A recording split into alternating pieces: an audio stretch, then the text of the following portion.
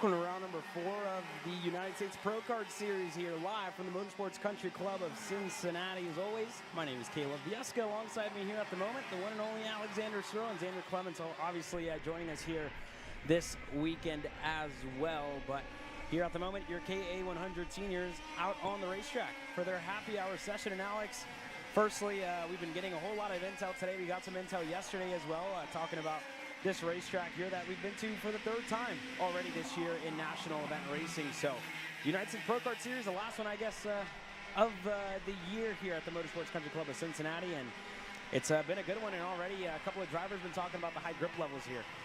Yeah, for sure. I mean, the first time we came here on the national level was the Cruiser Pro Tour.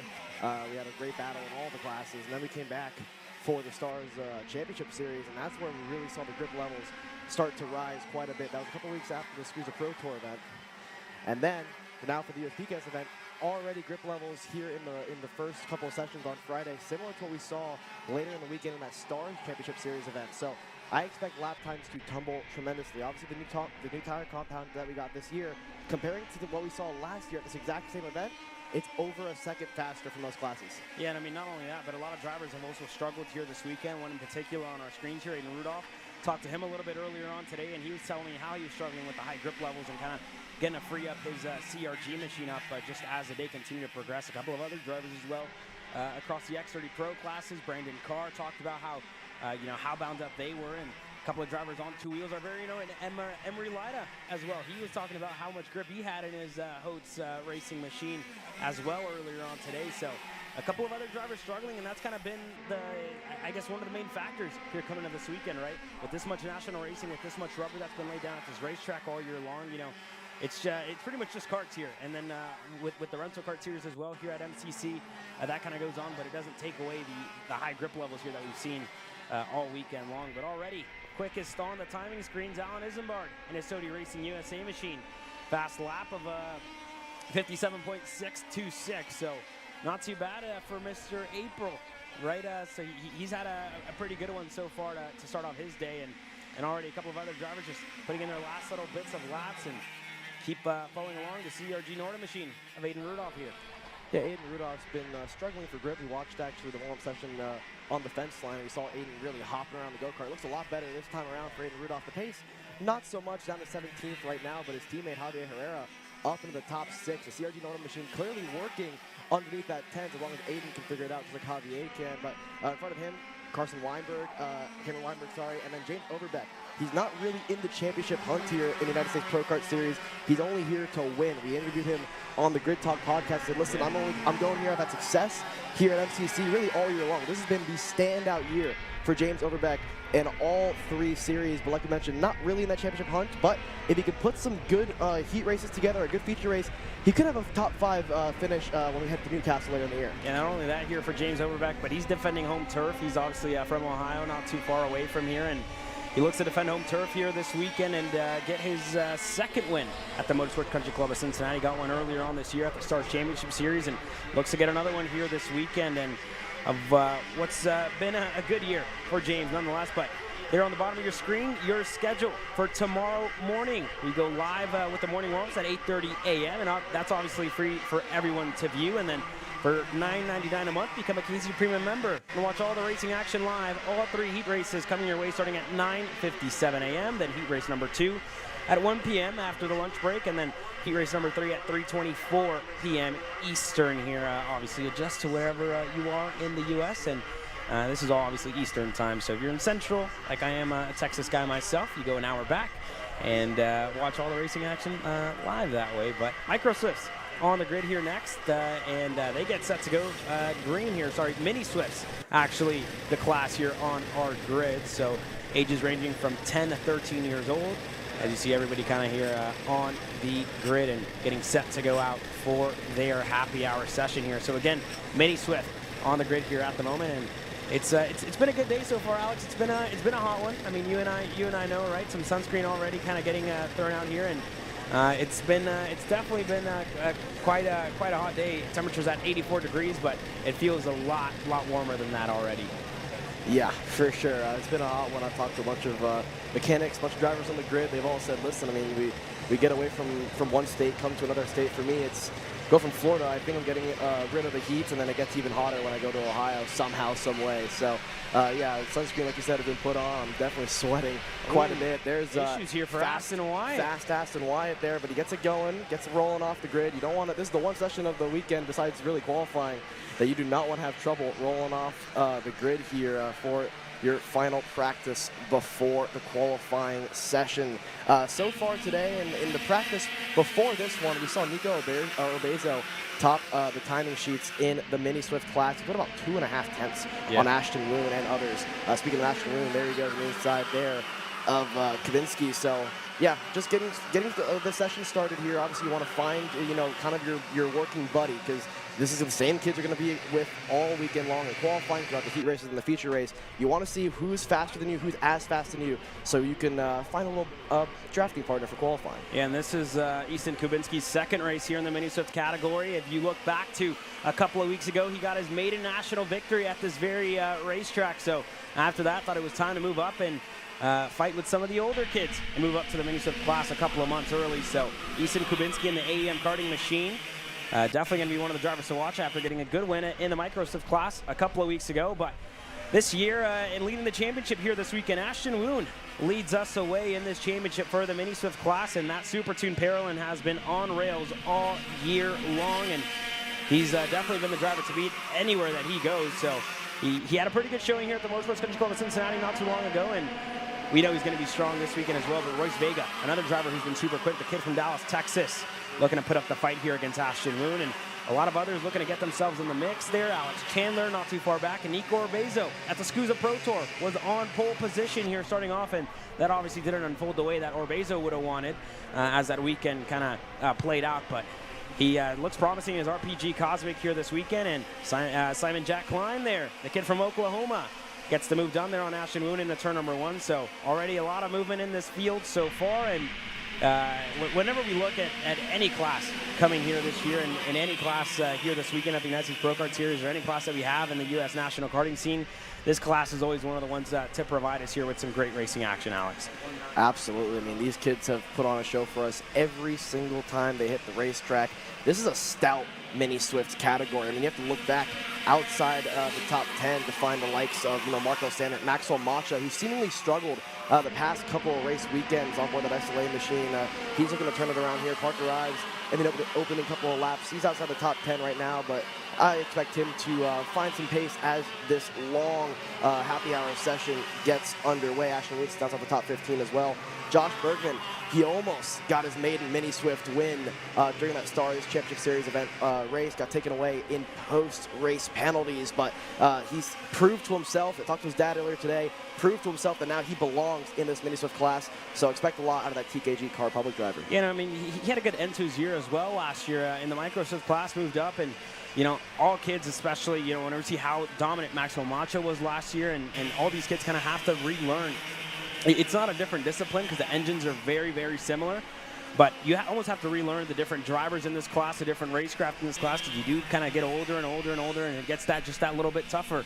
This weekend we're already seeing some drivers kind of move up. One, the very own Carter McMurray, moving up here this weekend, and he's showing some good pace over one lap, and the racecraft is going to be a different thing, but we know one driver can do it. It's definitely Carter this weekend, so we'll see how his Timmy Tech Comp Kart kind of shows up later on today in his happy hour session and in his qualifying session. So again, happy hour is pretty important here this weekend, and it's important anywhere that we go, because the way you end here in the happy hour sessions, that's where you're going to line up for your qualifying session, and you want to get yourself around some fast drivers to put in a good lap.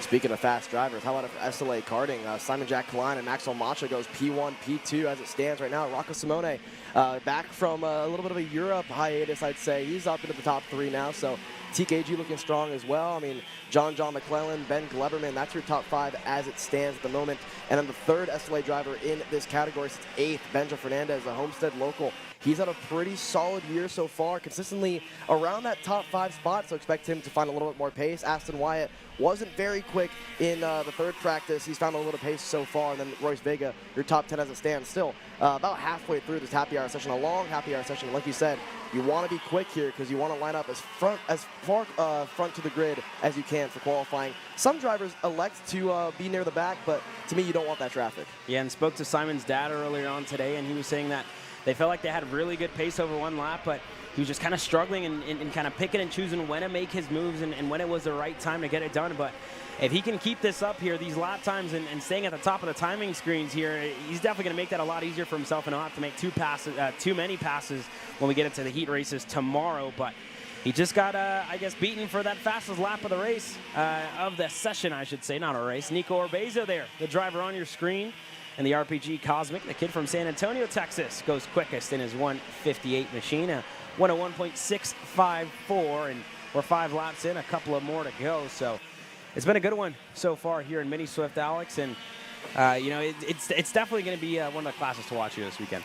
Yeah, for sure. I mean, this is one of the trickiest sessions they're going to do all weekend long because it's later in the day. It's 3:20 here Eastern time. They don't do a lot of sessions this late in the afternoon. Tomorrow, most of their sessions are going to be done earlier on, so you don't really have an idea of where you want to gauge your setup heading into this one. And with it being a longer session, much longer than their qualifying session they're going to do later on this afternoon, you're not going in blind because most of these drivers have been here for SCUSA and for Stars Championship Series and maybe some of the club stuff as well. But you really don't know where to base your setup off of. You obviously want to base your happy hour setup based on lap time and less on long run pace. So whatever gets the lap time done is what you're going to be able to put on your go-kart. But for a lot of these drivers, it's probably why you're seeing some top heavy hitters that we expect in this Mini Swift class struggling a bit. I mean, we have Bergman, Marco Samet outside the top 10. And others. Kabinski there on his maiden Mini Swift race. He's down in 27th right now. Still trying to get used to the lay of the land, right? The different engine package, different drivers, like you mentioned, Caleb. They drive differently even in the happy hour session. So there's Parker Ives letting Josh Bergman through. He's probably planning to see if he can get a toe off of him beginning this next lap. Yeah, and Parker Ives currently 6th here. When I was walking around and kind of doing our rounds at the end of the day like we usually do, I went into the RPM tent, and they were very busy on the Nitro Kart machine of Parker Ives and making those last little bit of changes and kind of getting Parker comfortable in his Nitro Kart machine. So that's definitely going to be a factor. You want to be comfortable whenever you're sitting in your car, and you want to feel as good as can be and only have to worry about driving, right? So for Parker here at the moment, falls back to 8th. And right behind his teammate Ben Gleberman, who's local here, right behind a driver there further back, right behind the Paralyn machine here on our screens. And Ben Gleberman's local here to the scene at the Motorsports Country Club of Cincinnati, has a lot of club race wins, but still looking for that maiden national victory. And last time we were here at the SCUSA Pro Tour, that was pretty much the best that he's ran in quite some time, and best he's ran across the national series as well. So good to see kind of Ben coming into his own and having some really, really good pace here this weekend as well to put himself well inside of the top 10, currently 7th. And we'll see how his next lap looks when he crosses the stripe. And a couple of other drivers, Marco Samet as well, one of the drivers to look out for here this weekend. He's further back in the field at the moment, but definitely going to be one of the ones to watch once we get into racing action. Yeah, we didn't mention it, but last time around, that driver 4th in line there, the 133 machine, Royce Vega, he topped the board by 1/1000th of a second over Nicolas Orbezo there. Mika Burrow sits 3rd as it stands. So the 2 SLA drivers who started the session 1st and 2nd are now 4th and 5th with Simon Klein and Max Almacha. But Royce Vega getting a really nice toe there on the 132 machine of Simon Klein. This could be a pretty solid lap that they're putting together behind the 196 machine as well. So we'll see here as the happy hour session comes to a close. A couple of laps to go in this one. Parker Ives looks to be struggling quite a bit. I mean, he let Josh Bergman go through that last lap, and I thought he was going to try to push Josh Bergman, but he has lost the touch to that TKG driver. He's getting back to the toe now, but for what we expect from Parker Ives, how fast he's been all season long, this has not really been an incredible session for the RPM driver. Yeah, I mean, not only that, but also, I mean, you have to look back to the Stars Championship Series here a couple of weeks ago when kind of Parker towed everybody else around the racetrack, and his dad, Greg Ives, and Ryan Perry weren't too happy about that. So if you kind of look at it that way, Parker's probably in a pretty good spot. But when you look at it over one lap pace, he's probably not exactly where he wants to be. So you know, a lot can change. We're super early. It's happy hour. You know, this is where you kind of need that last little bit of setup change or whatever you need. You have to have it figured out by now. You know, you had a whole day of practice yesterday on Thursday, and here on the Friday afternoon, your last actual practice session before you get into qualifying. You know, it has to be make or break at this point, right? If you don't have it figured out, you're going to struggle to kind of figure it out over the races tomorrow. But you know, Parker Ives is the driver who we're going to expect to get up there as this weekend continues to progress, and we see some side-by-side action there for quite a second. And I mean, not only that, Alex, we also have to mention this is the longest session that they've done all weekend long. Sorry, 9 laps already into this happy hour session, and they're going to continue to go on and go on. And this is kind of, I guess, the best test that they're going to have over long-run pace and whatnot.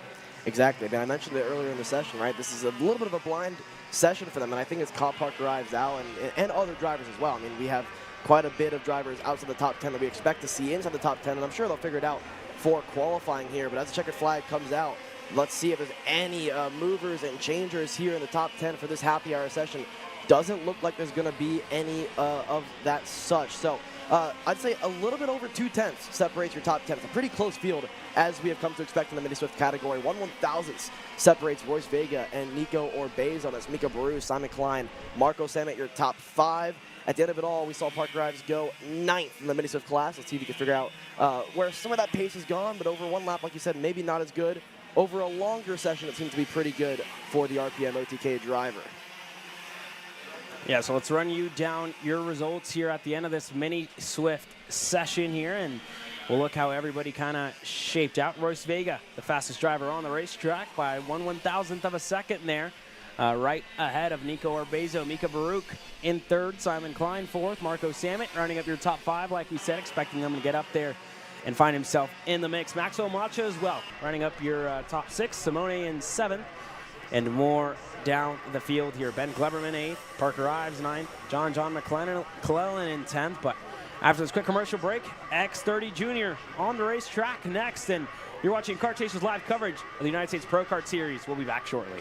Henry feels sad. Henry feels sad because it's time for his next big race and his go-kart is in bits. Henry doesn't know that Acceleration Kart Racing is the United States' #1 shop for all of your karting equipment needs. Henry also doesn't know that Acceleration Kart Racing can deliver anything from tires to race suits and even wheels directly to your front door or to the racetrack itself, quickly and efficiently, with tech support available 6 days a week. Poor Henry doesn't even know that Acceleration Kart Racing offers free shipping to mainland USA on selected product if you spend $200 or more. Do yourself a favor.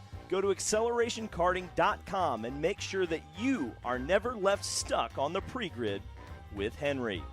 Be smart and don't be like Henry.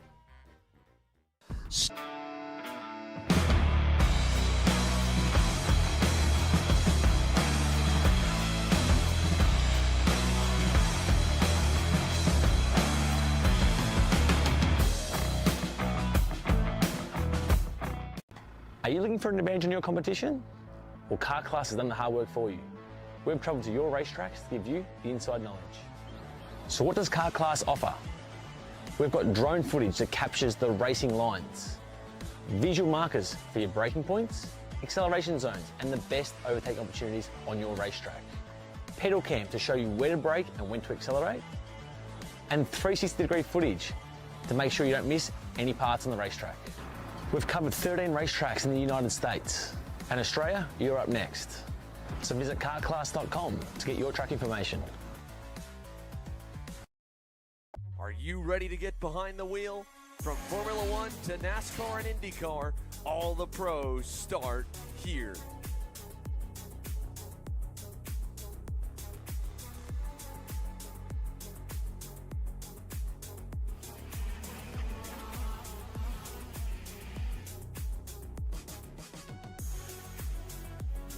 For more information, check us out online at mcckarting.com or call us and go racing today.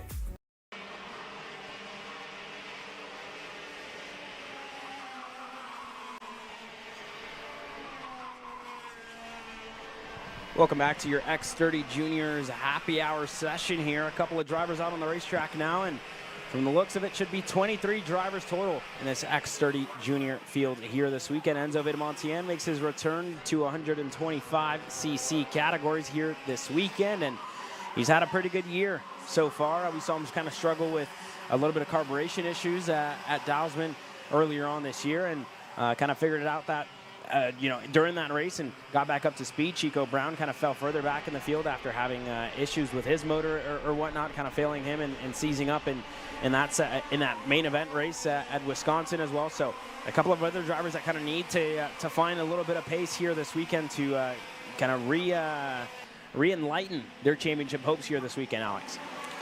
Yeah, for sure. I mean, so far, one lap into this happy hour session. It's a long happy hour session, like you mentioned, for the Mini Swift drivers here. But so far, it's Turner, Chico Brown on the RPG Cosmic. He put 3/10 so far in Sarah Bradley. In the previous practice session, he was 3/10 clear, 3.5 clear of the entire field.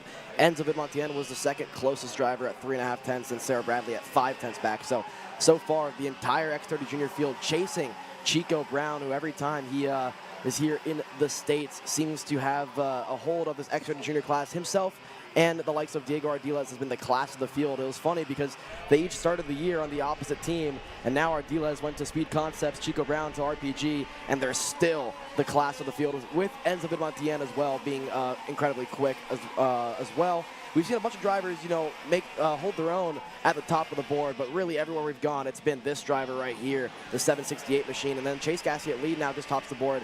He's had a rise throughout this year. The Nash Motorsports driver has been quick, wouldn't you say, Caleb? Yeah, no, he's definitely been one of the drivers to look out for every time that we get to whatever racetrack in both classes after kind of figuring out whatever motor gremlins he had as well earlier on this year. But when we take a look at the championship standings here coming into this weekend, Diego Ardiles leads us away with 2,044 points. Jackson Warney second, he's down 252 points.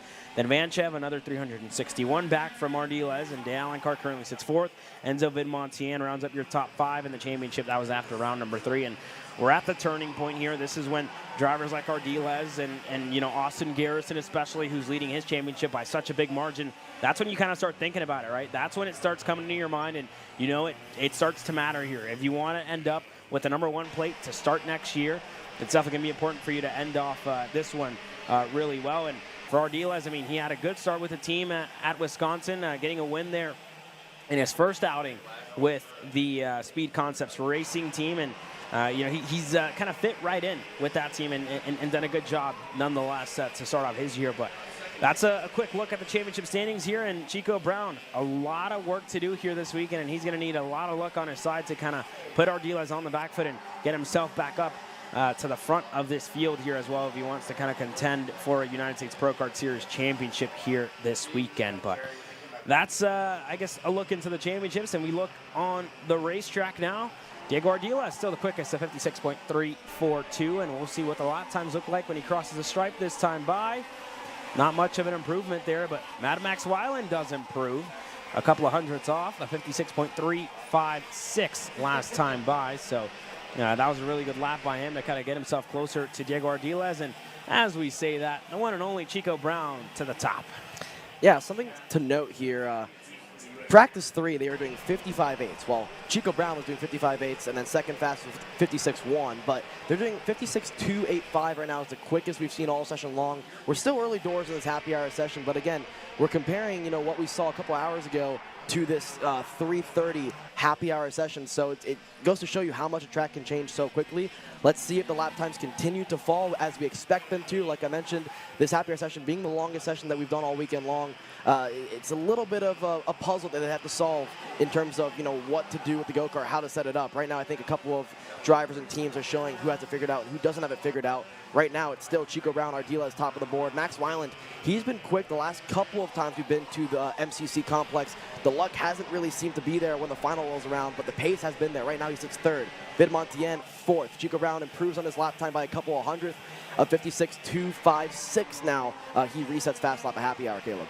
Yeah, so a good lap that time around for Chico Brown, and Max Weiland as well falls back to the third spot. Vidamontian inside the top 5 here early on, and Chase Gassie Lee in the Nash Motorsports machine in 5th here. Won't he just a little bit further back in 6th here, and again, that's kind of what we've seen from a lot of the Kart Republics here this weekend. Just, again, all of them just struggling with just having way too much grip here this weekend. And, you know, you would almost imagine that every time that we'd come here, you'd kind of figure out and learn something new and learn something different about the racetrack. But it's been different every time that we've come here, right? It almost seems like every time that we're out here, drivers find to have themselves a lot more grip every single time they hit the racetrack, and every single time we come here with a different series or with a different club racer or whatnot. So that's been, I guess, one of the interesting things for me to see as well. And kind of to learn from other drivers as well. I was watching a video with Brandon Carr earlier on today, and he was kind of explaining to me what was going on with his kart and some changes they wanted to make and some other stuff that they were thinking about doing, and kind of just throwing the kitchen sink at it to try and find something as you know, the day continues to progress. So going to be super important for a lot of drivers who are struggling with that. And the TB Kart team, a pretty strong contingent here this weekend as well. 4 drivers total, I should say, here, and having a new senior driver here this weekend, Alex.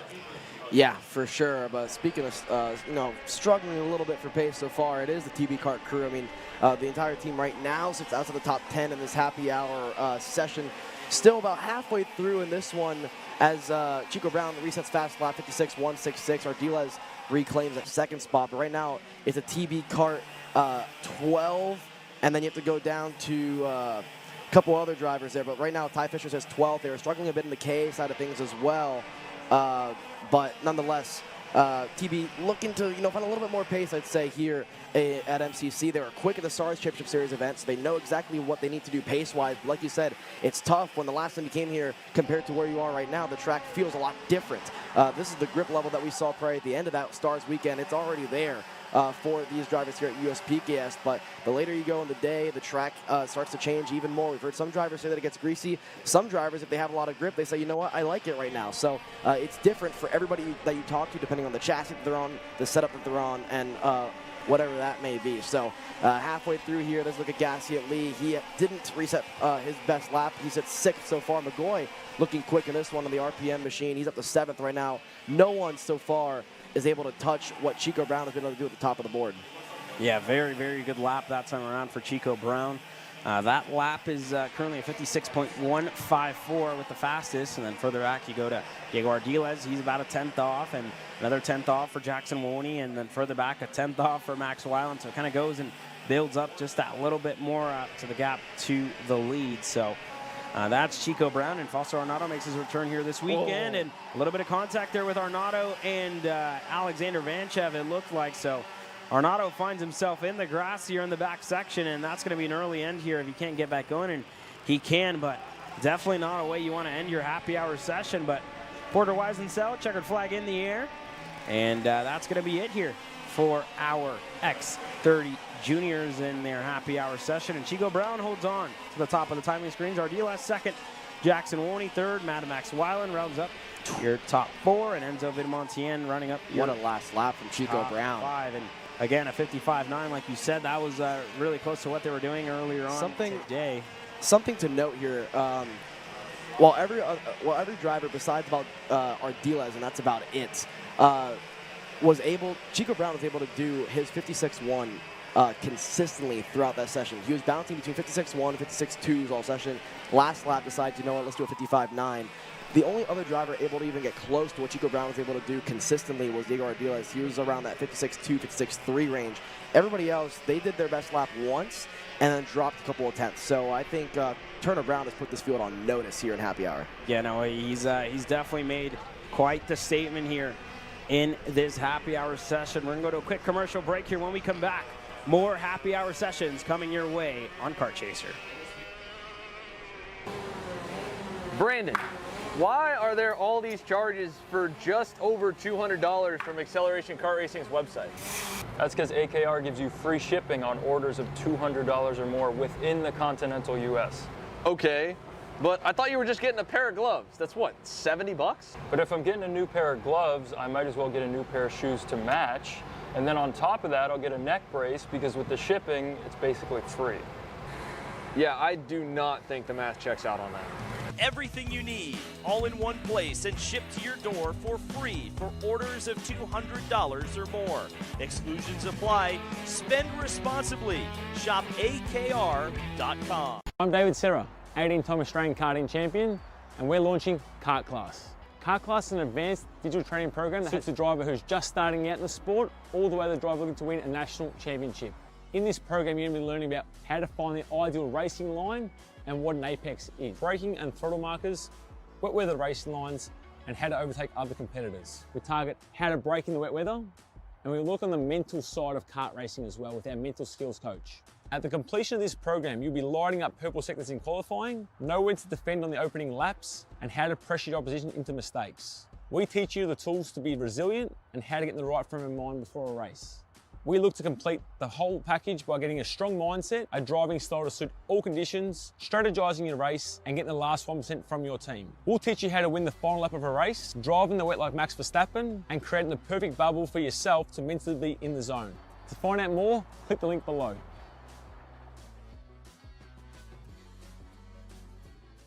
Are you ready to get behind the wheel? From Formula One to NASCAR and IndyCar, all the pros start here.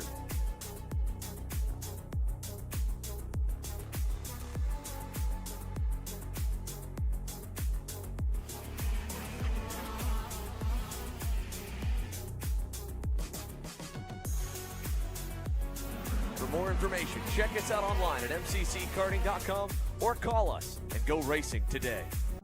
USA, a top-level performance team with unmatched hospitality, offering a full-service driver development program with year-round testing available in Miami, Florida, and the official North America racing team of Parolin Racing Chassis. Chassis and parts available at parolinusa.com.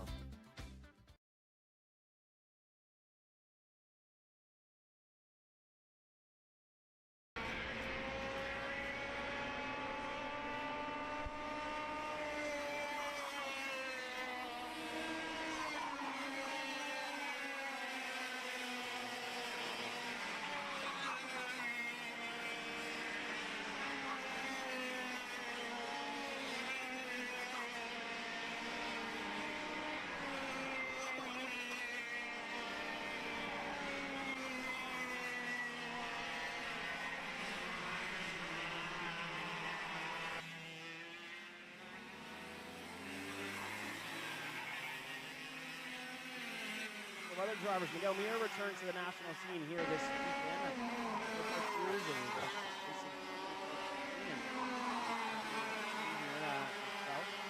Hello, driver out here on the racetrack. A lot more.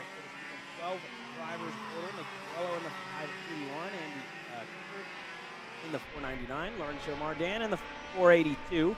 Got Carapalati in the 406. Warren Stone in the 401 here, the reigning series champion, and all their laps.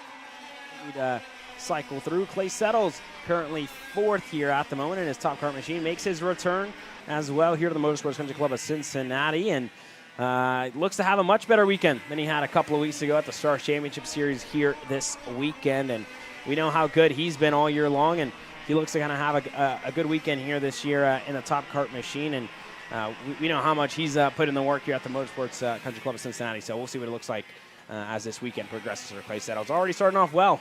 A top 5 at the moment.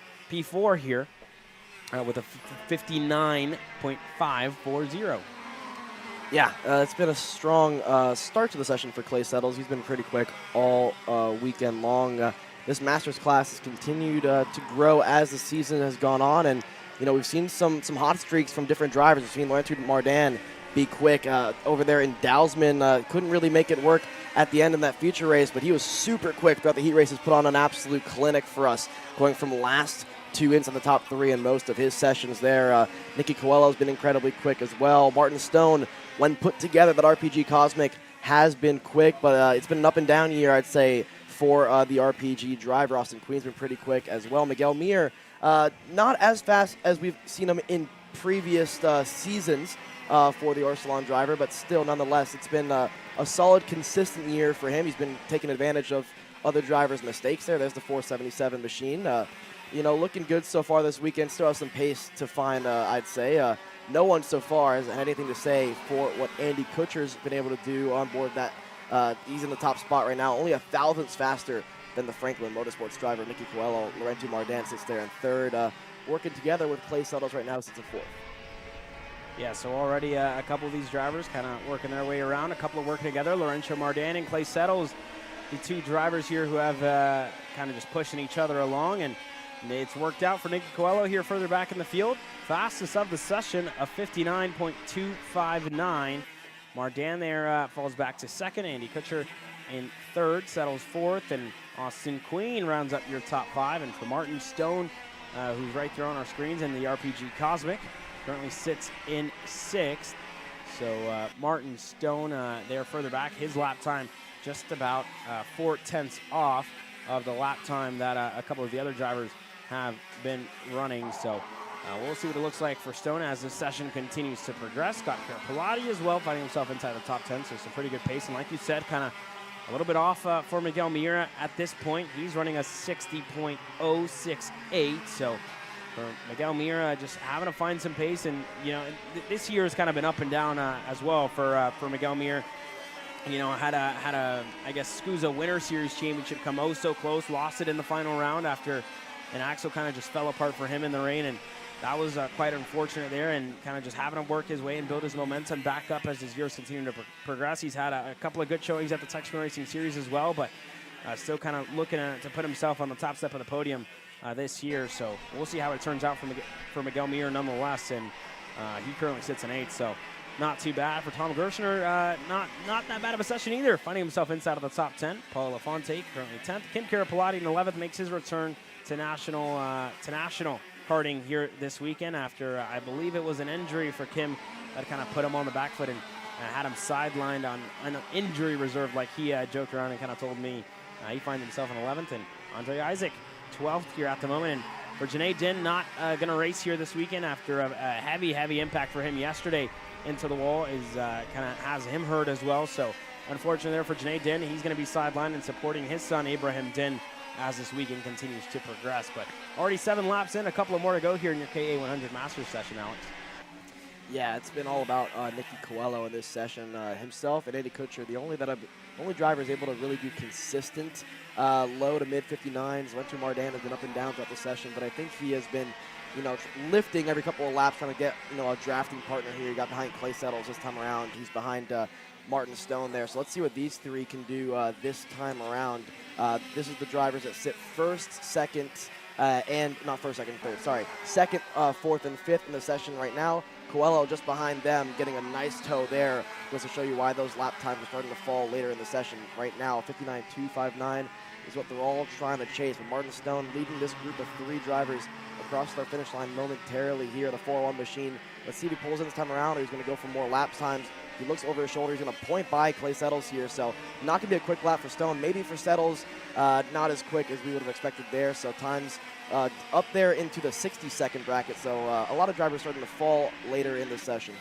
Yeah, and again, you got to remember a couple of these drivers were also struggling with the high grip levels at Dowsman, and that was obviously kind of, we always say, Alex, that was a little bit of an anomaly with how much Rhino Hide was in those last 2 corners there at Badger Kart Club. But obviously this weekend we don't have as much Rhino liner, it's just pure asphalt, but the amount of rubber laid down as well has definitely been one of the things to look out for here. And I guess if you want to compare, I guess, Rhino lining, we only have one little strip here at the Motorsports Country Club of Cincinnati, and that's kind of added a little bit more of characteristic to this racetrack.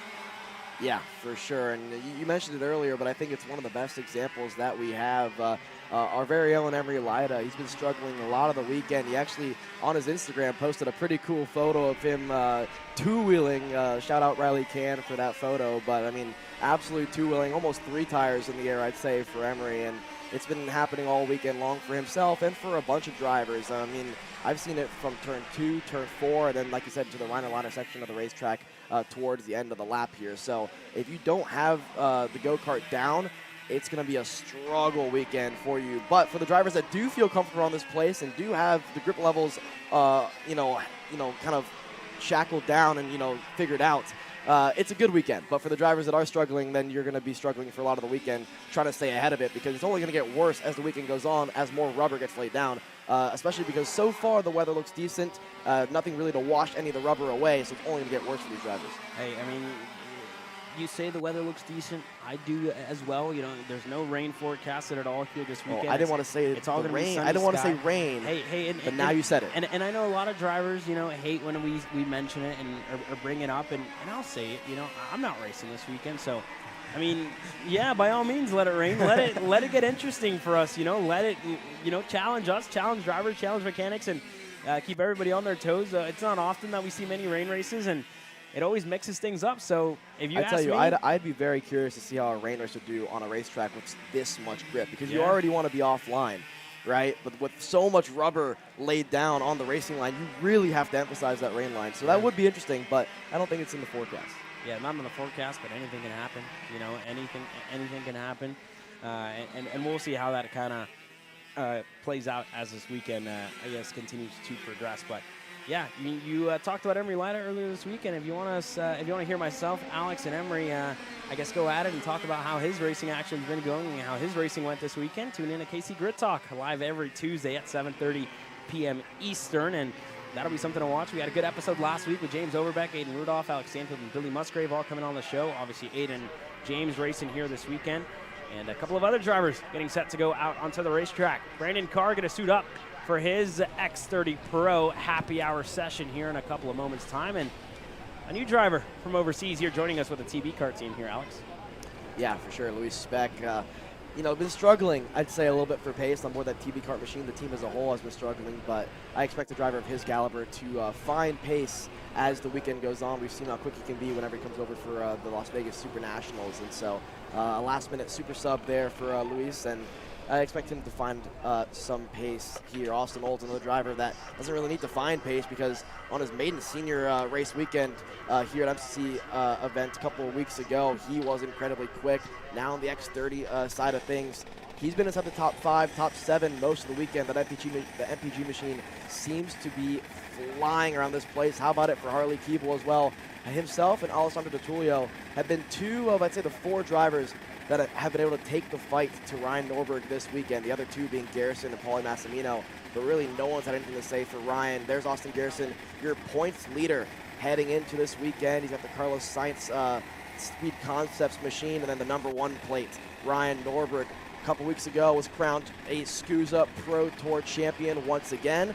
He has a lot of work to do if he wants to be champion here in the United States Pro Kart Series with only a round and a half to go. But the pace this weekend looks pretty good. Yeah, very a lot of work to do here for Ryan Norberg if he wants to put himself and hold on to that #1 plate. He's currently 547 points back from Austin Garrison, who has almost a full race weekend advantage over the entire field. He enters here Cincinnati with a chance to clinch his first regular season X30 Pro national title. His championship lead, 2,063 points here. And issues year off the grid for Alex Feldstein, who hasn't been able to get fired off here so far for the 366 Holtz driver development machine. So unfortunate there for Feldstein, but again, when you look back to the championship standings here, Garrison leads us away. He's 393 points ahead of the Flying Brit in Brandon Carr. Paulie Massimino currently sits 3rd with 412 points. ADT 416. Ryan Norberg sits 5th, 447 points back. And then Keeble, the driver on our screen here, 557 back.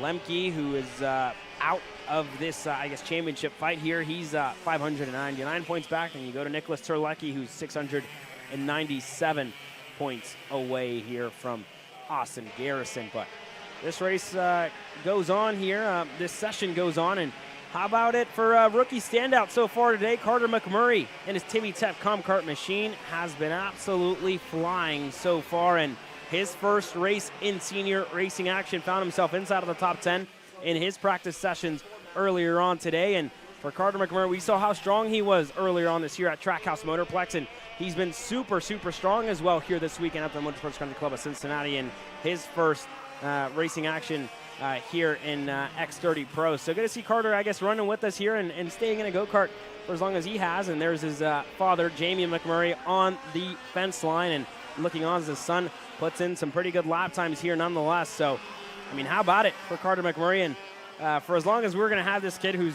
probably one day going to be a NASCAR Cup Series driver in the near future, pretty cool to see him out here kind of ripping around in an X30 Pro machine. Yeah, and he's been quick all weekend long. From the moments the gates dropped and the green flag waved, he has been inside that top 5. He tops the board right now at a 56.121. I expect times to continue to tumble down as more drivers cross the stripe here to finish lap number 3 of the happy hour session. But the 340 comp car machine has been rolling. He's been, winning a bunch of club races over there at the Trackhouse Motorplex. He's been quick whenever he hops into the national scene. But, I mean, who would have thought stepping into the X30 Senior Pro category, and he's already, making himself known in this category right now. Sits first ahead of Austin Olds, 2 of the rookies in this class. Ryan Norberg now reclaims the top spot, 55.742. Again, we've seen lapse times as low as 55.1 throughout this weekend, so I expect more and more quick lap times as the session goes on. Brandon Carr, P2, DeTulio, 3rd right now, and that is Brian Garcia, and then Luis Speck, a driver that we mentioned earlier on in this session, talking about how they've been looking for pace on board that TB Kart machine. I think they found a little bit of pace right now for Luis. Yeah, and as well, we still have a lot of intel to do to talk to all of these drivers, and I'm sure you're going to be down there and bringing us some intel. Myself as well, you'll be up here in the booth and announcing as much as I will be this weekend. I still split in between the two of us here, Alex. But again, we're going to get a lot of intel here this weekend for everybody here at home and hear from all of these drivers. We want to hear from Luis Speck as well, and on his, I guess, I don't know if it's his first regular season appearance here in the U.S. or could be one of his first. I think the first time that we've seen him in 2023-2024 racing action outside of the Super Nationals. So good to see Speck out here and lapping around. But as we look at the timing screens, ADT to the top of 55.443 for Alessandro DeTulio and the entire Interim S team. And that's definitely going to give them a lot of confidence going into the qualifying session later on today. And to be quick out of the bat, spoke to his team manager, Nico Kessler, and he was telling me that it's one thing to, I guess, be on the back foot earlier on in the day and kind of have to work your way up and find that last little bit of speed when you get to the main event. But it's even harder to maintain the speed that you have early on in the weekend. So they're finally showing their hand here, both of these drivers inside of the top 10. So a good showing nonetheless for Harley Keeble and Alessandro DeTulio here so far in this happy hour session. And that's going to give them a lot of confidence going into qualifying later on today. Yeah, well, I think one driver's quite a bit faster than the other right now as it stands. ADT top of the board, Harley Keeble P6. I mean, we can't forget, and how could you forget, last year's USBKS race at this exact venue where we saw Harley Keeble take it to Joe Turney and Ryan Norberg and put on an absolute clinic in terms of how what it takes to white line a racetrack for as many laps as he did on board that Sodi Kart machine as it stood. And, he was able to walk away with a victory. Not as quick so far throughout this weekend, but for ADT, still sits P1. Massimino now, he passes Norberg for that P2 spot. 1/1000th separates your top 2. Norberg and then Garrison right now, your top 4. Yeah, so already a big mix-up nonetheless here in this session. And currently 1,000 off for Paulie Massimino to the lap time that ADT was able to put in. And how about it for Brian Garcia, finding himself inside of the top 5 here. And a pretty good showing here for Brian. We talk about confidence. That's going to be a lot of confidence there for the Chad Dawkin Racing machine as Ryan Norberg back to the top here, Alex. Ryan Norberg reclaims the top spot, but look at this. Here comes Garrison. Here comes Massimino. DeTulio to the top spot at 55.363. Garrison back to P2. I mean, this is anything that we can expect to see in qualifying later on today. This is going to be an exciting qualifying session, to say the least. Top 4 separated by 0.08 of a second. Keeble now in 5th. 1.5 tenths back. Like you said, for Brian Garcia, a pretty good showing there for the Chad Dawkin Racing Car Republic driver there, sits P6. And then for Luis Speck, found some pace on board the Race Lab TB Kart machine, 2.5 tenths back. Still, for his standard, he'd like a little bit more out of the go-kart, but a top 7's pretty good for the TB machine. Yeah, and I'm just really surprised at the pace that these Interim S machines have. I guess not early in this weekend, but I guess I will say, they're usually one of the drivers that kind of find themselves finding that pace later on in the weekend. And to start off as well as they have, it's definitely a good boost of confidence for them, as Austin Garrison looked like he wanted to come in or just going to reposition himself. And for Paulie Massimino as well, inside of the top 5, well inside of the top 5 in 4th. So some pretty good lap times. And when you compare a 55.6 for ADT, 55.3 was the quickest for ADT. You go back to Garrison, it was about 0.09 of a second off. Norberg, 100ths of a second off. And that's all 5 very, very tight knit and all inside of the same 10th here, Alex. Yeah, exactly. Like I mentioned earlier, I mean, this is going to be an exciting qualifying session.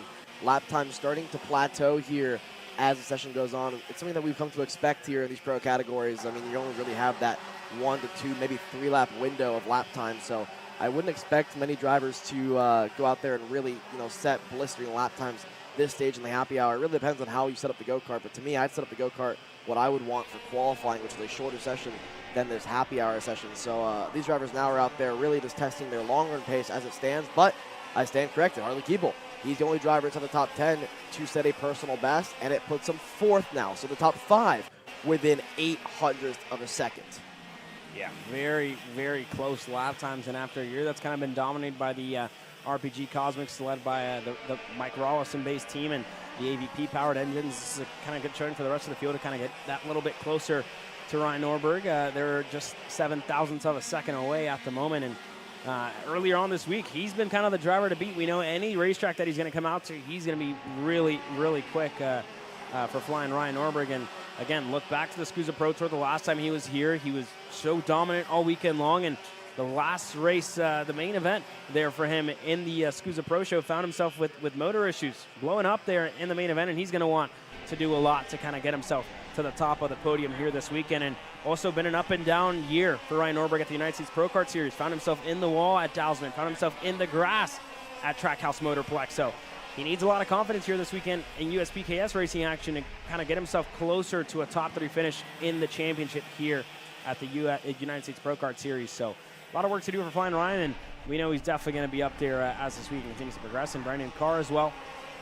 He's currently further back in the field here for Brandon Carr, 9th at the moment. And if you know Brandon Carr well enough, you know he's not going to be happy with just a 9th place. Wants to be inside of the top 5, fighting for podiums, fighting for race wins. Yeah, you mentioned it earlier on. You said that you were sitting down with Brandon Carr. You mentioned too that you're struggling for too much grip in the go-kart. A lot of drivers sit there and go back to the team and say, I want more grip in the go-kart. But nowadays we see drivers say, listen, there's too much grip in the go-kart, let's take some out of it. But for him, on board that TKG Car Republic, he's going to want more as Circuit Flag comes out. Speaking of TKG Car Republic, how about it for Gavin Bailiff? It's not often we see him in the X30 machine. I mean, his last time running in the X30 package was USPKS last year, I believe, at Newcastle, and his last single-speed race was the IND Grands in the K senior class. So it's been over a year, about a year, since we've seen him race in the single-speed categories. He does a little bit of testing here and there, but he says, listen, I don't have as much time as you think to do some single-speed testing. He's too busy with the shifter package, so he's still getting used to it. He sits 14th right now, 6/10 back, or 13th now as he puts a PB there, so 5/10 back from what Norberg was able to do at a 55.355. 2/10 off of what he did earlier on in the day, but still Flying Ryan, P1, ADT 8,000s back in second. Garrison, Keeble, Massimino, those are your main championship contingency, opponents, contenders, yeah. Besides Keeble. Keeble's a little bit out of the championship here, but for DeTulio, for Garrison, Norberg, Massimino, they're in the fight. Garcia looks impressive on the CDR machine. Luis Speck found some pace. Austin Olds, Brandon Carr, Nicholas Terlecki, your top 10 for Santi Fernandez. That's a pretty strong showing there in 11th. And then for Carter McMurray, the rookie, he's in 12th. Let me round out happy hour. When we come back, it's going to be time to go qualifying, starting with our Micro Swift drivers. Don't go anywhere. Hey guys, it's Dave here from Kart Class. We're at MCC, the Motorsports Country Club of Cincinnati. We're here to show you guys the fastest way to drive this almost 1 mile circuit. It offers both fast sweeping corners, some fast chicanes, and a technical switchback that leads into a long main straight. Let's find out where to brake, where to accelerate, and where the best places to overtake. So let's get stuck into it.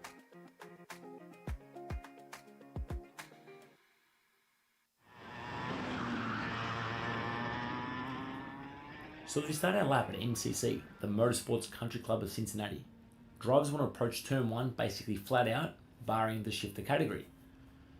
Turn 2 presents the first real overtaking opportunity on the track. This is a light lock of the brakes, but drivers can get up the inside. The fastest approaches take a later apex, and that sets you up to enter the back straight nice and quickly. Turn 3 is flat out. As we make our way down the back straight, this presents another opportunity to overtake our competitors. Less braking is required here because the corner opens up a lot more than turn 2. On the exit of turn 4, allow the kart to flow to the edge of the track. You can use that outside curbing. Now there's 2 different approaches that drivers are going to take in turn 5, the right hand 180 degree switchback. Our lower performance categories want to open up the entry, where X30 and shifter can attack the inside apex a lot more aggressively. The reason for this is they've got a lot more horsepower to get out of that corner nice and quickly. A little chirp of the brakes is still required into this corner, but drivers want to get on the gas a little bit earlier than that middle of the apex, and this then sets them up to get through the next part of the straight and through those chicanes nice and quickly.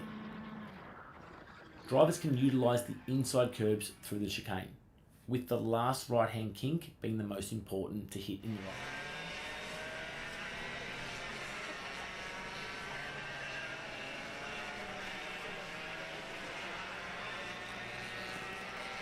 Welcome back. Our first of our qualifying sessions out on the racetrack now. Your Micro Swifts out here, and we followed around Lawrence Perriman there for a couple of laps, but it's going to be super ideal. 5 laps here, and I don't think that we're split up here, so everybody on the racetrack here at the same time, and from the looks of it, that's the way it's going to be. So, sorry, we are going to be split, so my mistake there.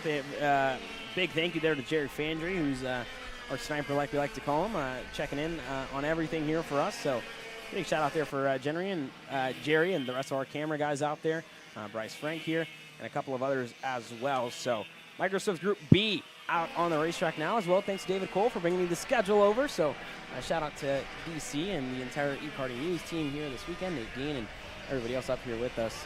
So always a pleasure to be up here, Alex. And we look around as a couple more drivers setting in a couple of good lap times here early on in this qualifying session. Yeah, for sure. This is the first of 2 groups, like you mentioned, in the Microsoft category. They separate the fast and the slow group from what we saw in happy hour. So these are the drivers that weren't in the top half of the field. So we'll see the quicker of the 2 groups go out in about 3 laps time. But so far, it's looking good for Jack Kitowski at 104.280. The times will continue to fall as the session goes on. We've seen lap times about a half second quicker than what we've seen right now as it stands. As one of the Bennett drivers there with a bit of a nose cone issue, able to push it down. That's the 52 machine of Dominic Nagel there. So for that nose cone, it's not going to be able to stay intact, and he seems frustrated with that one. So he's going to have his 1 lap to go off of, a 104.4. Sits 3rd right now.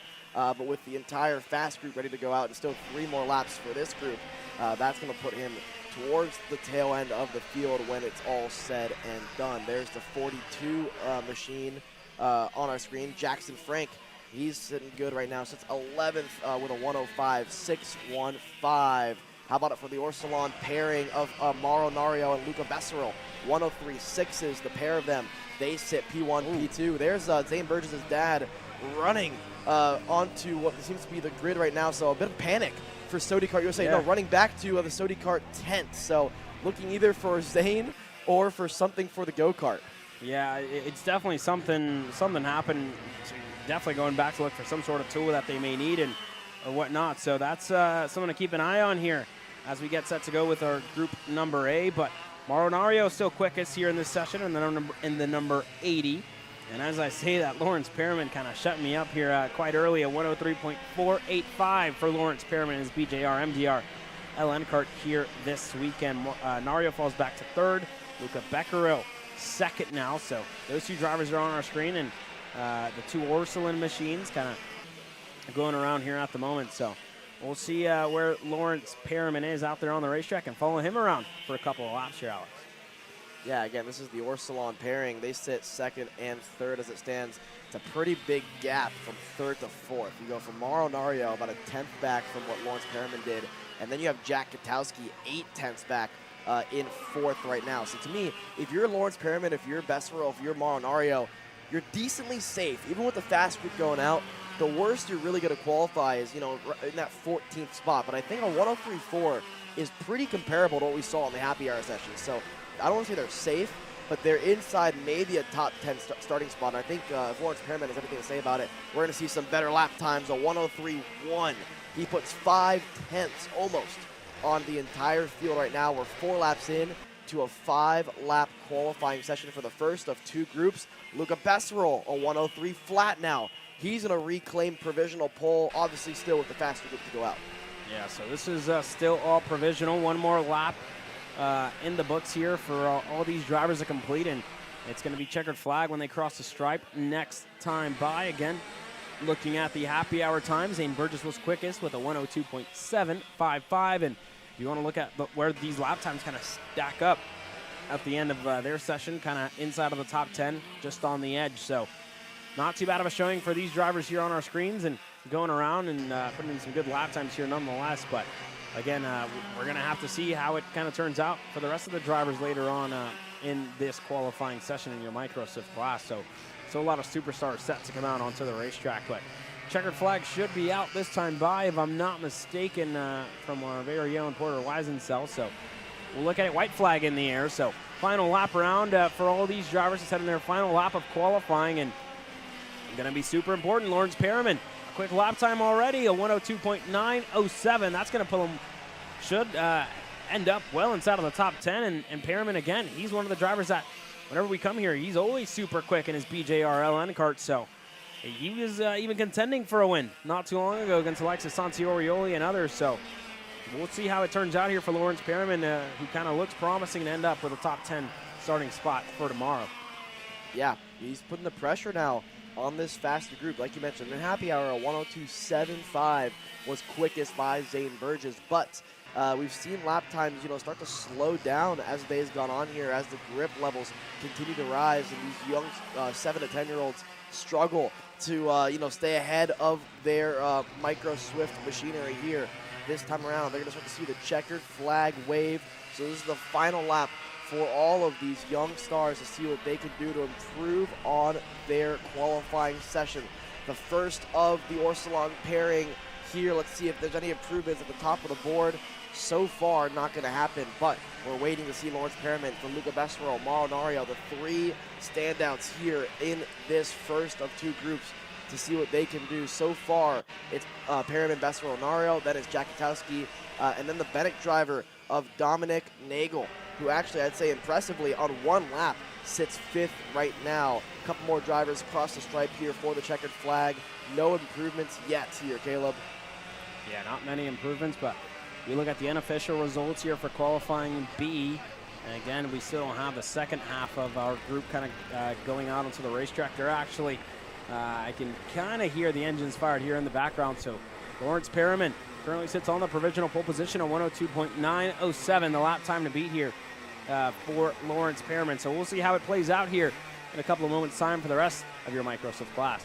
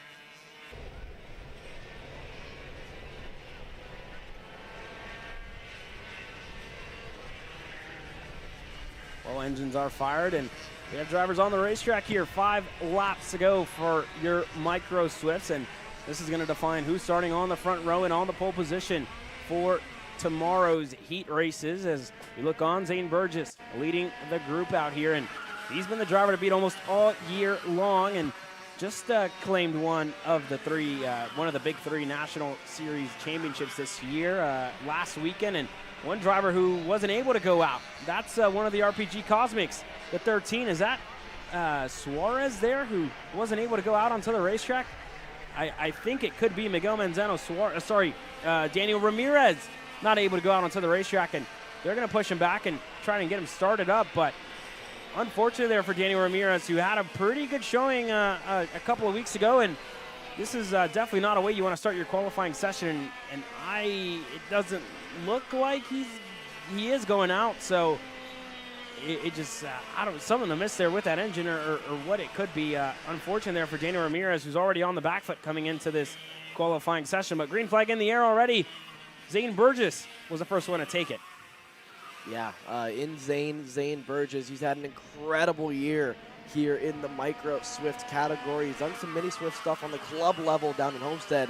So this is probably going to be his final micro Swift year for the 55 machine. But for the Sody car driver, there's not really been many drivers in this category that have been able to stop him from, at least claiming podium positions or most of the time winning in this class. One driver has been able to do a pretty good job of that is Jake Manalio. He's been quick almost everywhere he's gone. The Team Ferris Racing, Car Public, the 91 machine, he's been fast. So far, looks pretty quick in this qualifying session.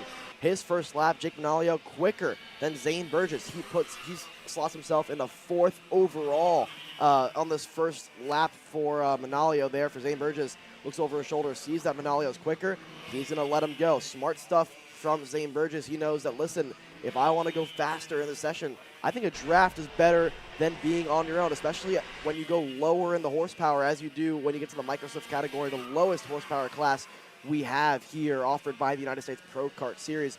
You want a draft. But right now, the opening couple of laps not looking strong for Zane Burgess, but it's not really how you start, it's how you finish your qualifying session. So for Jake Manalio, it's looking good for him. Like I mentioned, puts himself 5th as it stands overall. First lap in the books done for the second faster group. For Dutch Westbrook, he puts himself 3rd on board that Bennett machine. Let's see how the second lap looks this time around. Crossing the stripe, Manalio, no improvement. No improvement for Zane Burgess either. So for Lawrence Perriman, his 102.907 is holding strong for the moment.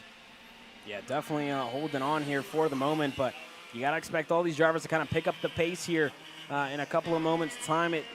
I believe they're about 2 laps in and just 3 laps to go. And we talked about Daniel Ramirez having issues out of the pits, but he just went up to 2nd. Daniel Ramirez, a 102.915 already. How about that for the RPG Cosmic, who almost found himself out of this qualifying session before it even began. So a good start so far for Daniel Ramirez. He's the driver to watch here at the moment in the RPG Cosmic. Super impressive for a driver so young. I mean, I know I've had it happen to me before leaving the pits. Kart won't fire, having issues with the go-kart, and it really plays with your mind a little bit. So it's tough for a driver of his age, so young, to just say, you know what, I lost a qualifying lap, doesn't matter. I know my machinery is quick, and he's going out there, and he's proving it right now. He's getting a pretty good draft here as well over Cameron Johnson. So this time around, we could expect an even quicker lap here, not only from the Franklin Motorsports driver, but from the RPG Cosmic here. We're 2 laps in to a 5-lap qualifying session for the faster of the 2 groups out of happy hour. So far, it's still Lawrence Perriman.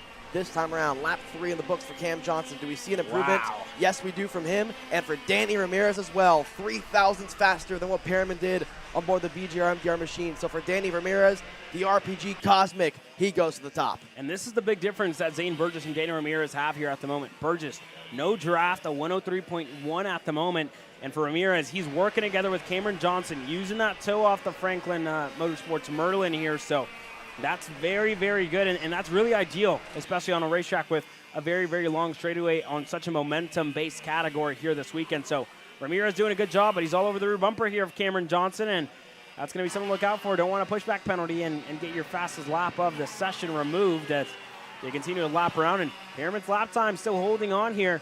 We're getting closer and closer to that white flag, and you see Johnson with a lot of grip up on 2 wheels there, so a lot of grip there in that Merlin for Cameron Johnson. And that, like we said, one of the things to look out for here this weekend. A couple of other drivers crossed the stripe, a 103.1 for Simone. Burgess not able to improve.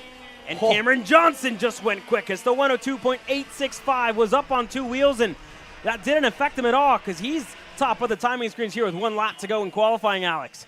I am yet to see somebody, actually benefit from almost grip flipping in the final couple of corners. But for Cam Johnson, what he did was just keep his foot pinned. He said, you know what? I'm going to just see what happens here. He floored it out of the final couple of corners, and he actually did get a kind of a boost off of it, so it seemed to almost help him.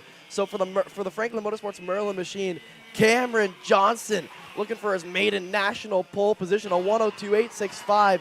Tops the board, 1 lap to go for himself. Orioli in front of them doesn't seem to be going any quicker right now. Santi Orioli outside of your top 10 as it stands at the moment. But for Cameron Johnson, keeps it on 4 tires this time around. This could be an even quicker lap. He could even get a tow from the 16 machine here, Caleb. Yeah, it's going to be good. Checkered flag in the air here by Porter Weisenso. And we'll look what it looks like for Cameron Johnson when he crosses the stripe this time around. He holds on, doesn't improve, but Cameron Johnson going to be on the pole position here in Micro Swift, the 102.865, and that's his maiden pole position. So congrats to the entire Franklin Motorsports Merlin team here, led by Mr. Siraki himself. So a big congratulations to all of them, and a pole position for Wisconsin and for Badger Kart Club here, Alex. Yeah, I mean, we have to scroll down further on in the list. Yeah, that's 5 laps in the books for everybody here except for Danny Ramirez, who did 4 because he missed his opening qualifying lap. Didn't seem to cost him all that much. Still puts it P2. So for Cam Johnson, there's his mom celebrating his first national pole position. Danny Ramirez P2. Lawrence Perriman out of the slow group. Impressive stuff for the BGR MDR crew. He sits 3rd. Wynn Gottschalk 4th. Dutch Westbrook sits in 5th. So Abenek 4th and 5th. And then Miguel Suarez in 6th. Zane Burgess, like you mentioned, no tow for the Sodi Kart machine. He sits in 7th. Luca Bessero 8th. Marcelo Flores, Leo Simone, that's your top 10. But for Cameron Johnson's mom there, really celebrating this one. You can see what it means to her. So much work goes into this. And for Cam Johnson, I know the work that entire Franklin Motorsports crew puts in, but for Cam Johnson, this has been a long time coming for that driver right there. Yeah, now we'll see when he finds out that he actually is on the pole position here later on today. But you see the emotion out of his mom, and you see the emotion out of anybody, getting that maiden national pole position, and it definitely means a lot, and that's why we do what we do, Alex, and we love to see all of that. But already a couple of more engines getting set to get fired up here, but we'll take a quick commercial break, and when we come back, more qualifying action coming your way here in a couple of moments' time, and we look back on the racetrack here. Congrats to Cameron Johnson and to what he's done, but we look on the grid here with your K8 Juniors who get set to go out here in a couple of moments' time.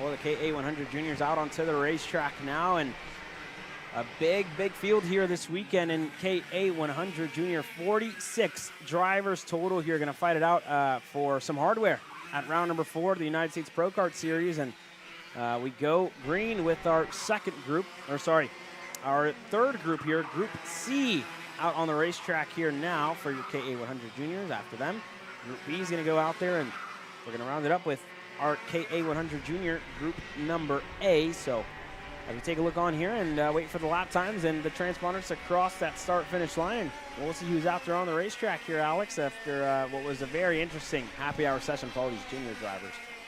Yeah, looking at the happy hour session, we saw topping the board, Peyton Westcott, a 58.133. It was less than a tenth. The top two, Max Wayland sits P2, Drew Jensen, and then it's back to fourth for Turner Chico Brown. So on one end of the spectrum there, on the X30 side of things, he's incredibly quick. On the KA side, there's a couple of drivers that are able to contend with the RPG Cosmic. Alexander Vanchev, he has seemingly figured out that SOTY Kart USA machine. The last couple of times we've come to MCC and other racetracks as well, especially down in Dalsman for round 3 of the United States Pro Kart Series. He found a lot of pace on board that SOTY Kart USA machine. Dean Peterson, Chase Gassi, Lee Emilio Martinez, Travis Pettit, Ty Fisher, the 2 TB Kart drivers there, rounding out your top 10 at the happy hour session. So, yeah, those are the 10 drivers that we're going to expect to see when we get to Group A later on here for qualifying. Right now, this is Group C for KA100 Junior. We have to split them up into 3 different groups because, like Caleb mentioned, 46 here this weekend. One of the largest classes, if not the largest class, I believe, that we have here on offer for the United States Pro Kart Series. No lap times in the books yet. This is going to be the first time lap this time around for the, I believe, 16 or so drivers out there on the racetrack, 15.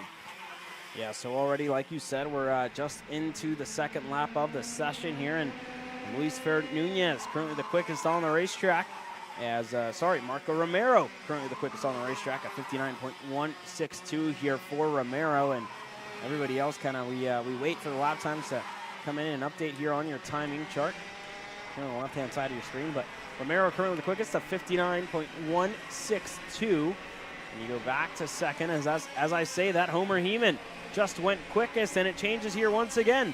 Heeman falls back there to third, Romero to second, and Benham Abernathy, the Hotes DD driver, of 58.917, but just struggling a little bit here for pace for some of these drivers. Romero here after having an arm injury earlier on this year, the weekend before, Dalsman kind of injured in that arm, and he missed round number 3 and returns here for round number 4, and looks to find a little bit of pace that he's been missing so far this weekend. The same thing for young Greggy Heeman, as his family and his mom, who I'm pretty sure is watching along and looking out. It's kind of a funny story of how he got that nickname, but his real name actually is Greg, named after his dad, and Greg Heeman, partner with Sean Bailiff here at the Motorsports Country Club of Cincinnati. But again, kind of good poking fun at Homer here this weekend, or I should say Greggy this weekend, as he currently sits in third of the timing charts. Benham currently quickest, and we'll see what it looks like when they cross the stripe this time around. Homer's able to improve. He's at a 59 flat. Benham and Marco can improve, so their lap times don't change. Still 58.9 for Benham, a 58.9 as well for Marco. And everybody else here further back in the field not able to improve. It all goes back to 15th here with Fernando Zapata. He's currently ran a 60.870, so just 15 drivers total out on the racetrack, and that seems to be the split here in this one, Alex. Going to be 15, 15, and then 15 for our fast group. So that looks to be the split here in this one. Yeah, right now, as it stands, like you mentioned, it's Benham Abernathy topping the board. No, Peyton Fayen, she's going to top the board now, the 888 machine. She goes to P1, a 58.885. In comparison to what we saw in Happy Hour by Peyton Westcott, she was able to do a 58.1. So far these drivers need to find about 7 to 8 more tenths if we want to get down to the 58.1s that we saw earlier on in the day.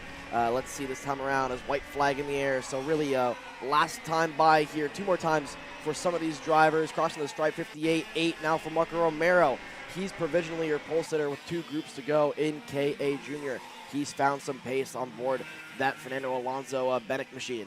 Yeah, DPK America's machine there, and Driven Management machine there as well for Marco Romero. So good to see him going around and finding that last little bit of pace that he needs, a 58.8 here at the moment. And this is going to be the final time around for everybody here on the racetrack. Benham looking to chase back down Marco as they get close to the sweeping left-hander here to the back straightaway. And going to be a good tow here for Benham Abernathy, so we'll see what it looks like when they get to the stripe. And I think unfortunately here for Benham, he may have just caught up to the rear end of Marco there a little bit too soon, and may slow him down just a little bit more. So we'll see what it looks like for Benham, and about half a car length in between them, and we'll see what it looks like when they cross the stripe. Final time around for both of these drivers, and Marco Romero here, checkered flag in the air.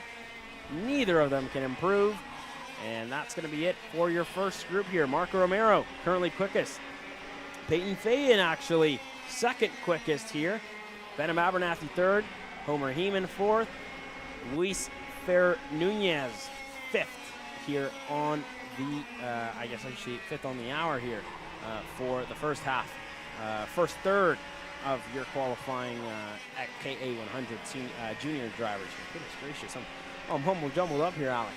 Yeah, there's a couple of big names to note here that are struggling for pace in the KA junior class. We saw Benham Abernathy there, sits third right now. Max Christe, another driver that we've seen inside the top 5, top 10. He sits sixth right now, but there's still 2 groups to go here in qualifying. Braden Deserves, another one that we've seen is on the top 10 for a lot of qualifying. So a bunch of other drivers. Marco Romero, a driver that we've seen be quick here when he has that kart figured out. Obviously, is freshman year in the junior category for him. So far P1, but we've seen lap times 7/10 quicker than what we see right now in that happy hour session. So as the groups continue to tick down, that was Group C. Now we're going to see Group B hit the racetrack. I expect lap times to continue to fall here, Caleb.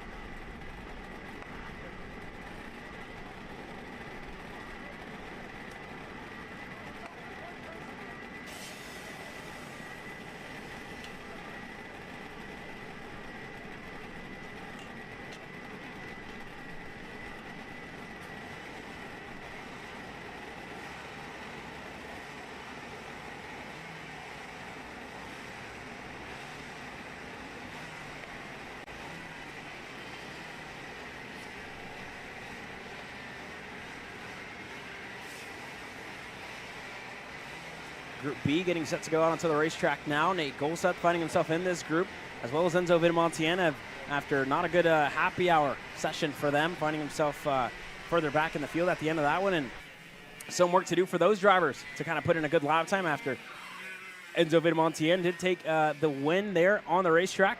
Finished 17th there in the happy hour session. So unfortunately there for Enzo Vidamontien, but again, when you look back to Wisconsin, he did cross the line first in this KA100 junior category, and after post-race tech, he was unfortunately disqualified for squish there, so that put him further back in the field. So unfortunately there for Enzo Vidamontien, who needs a good weekend to kind of re-enlighten his championship hopes here this weekend for Enzo Vidamontien. So we'll see what the lap times look like for this Kart Republic driver, and further back a couple of other drivers finding themselves in this session who were super quick across the warm-up sessions earlier on today and as well as yesterday. So we'll see for Enzo Vidamontien how his time stacks up against the rest of the field here, Alex. You mentioned a bunch of heavy hitters here in this Group B. Jackson Wolney, another one. Nathan Dupuis, another driver as well, who was very quick at the Stars Championship Series event here a couple of weeks ago. Unfortunately,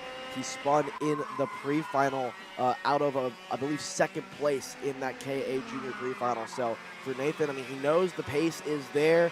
He's got to put it together during the race situations here. But one thing is being quick over a lot of laps. It's really difficult to be quick sometimes over one lap. We've seen some drivers struggle with that and not the other, and then some have struggled for race pace and not qualifying pace. So far, it looks as though Wolney and Vidamontien struggled in that happy hour for overall one-lap pace. When it came to the long-run stint, the pace seemed to come back for them, but you don't really want to start out in the top 15 in this KA Junior class with how hectic it can be in the midfield. So for the Kart Republic of Wolney there on the Speed Concepts Racing tent, it's been an up-and-down weekend for him. He's been pretty quick in X30, but not as quick in KA. He's looking to bounce back here. One lap in to this qualifying session right now. It's Vidamontien 5th, Brady Shadnow 2nd, Nathan Golseth in that first spot.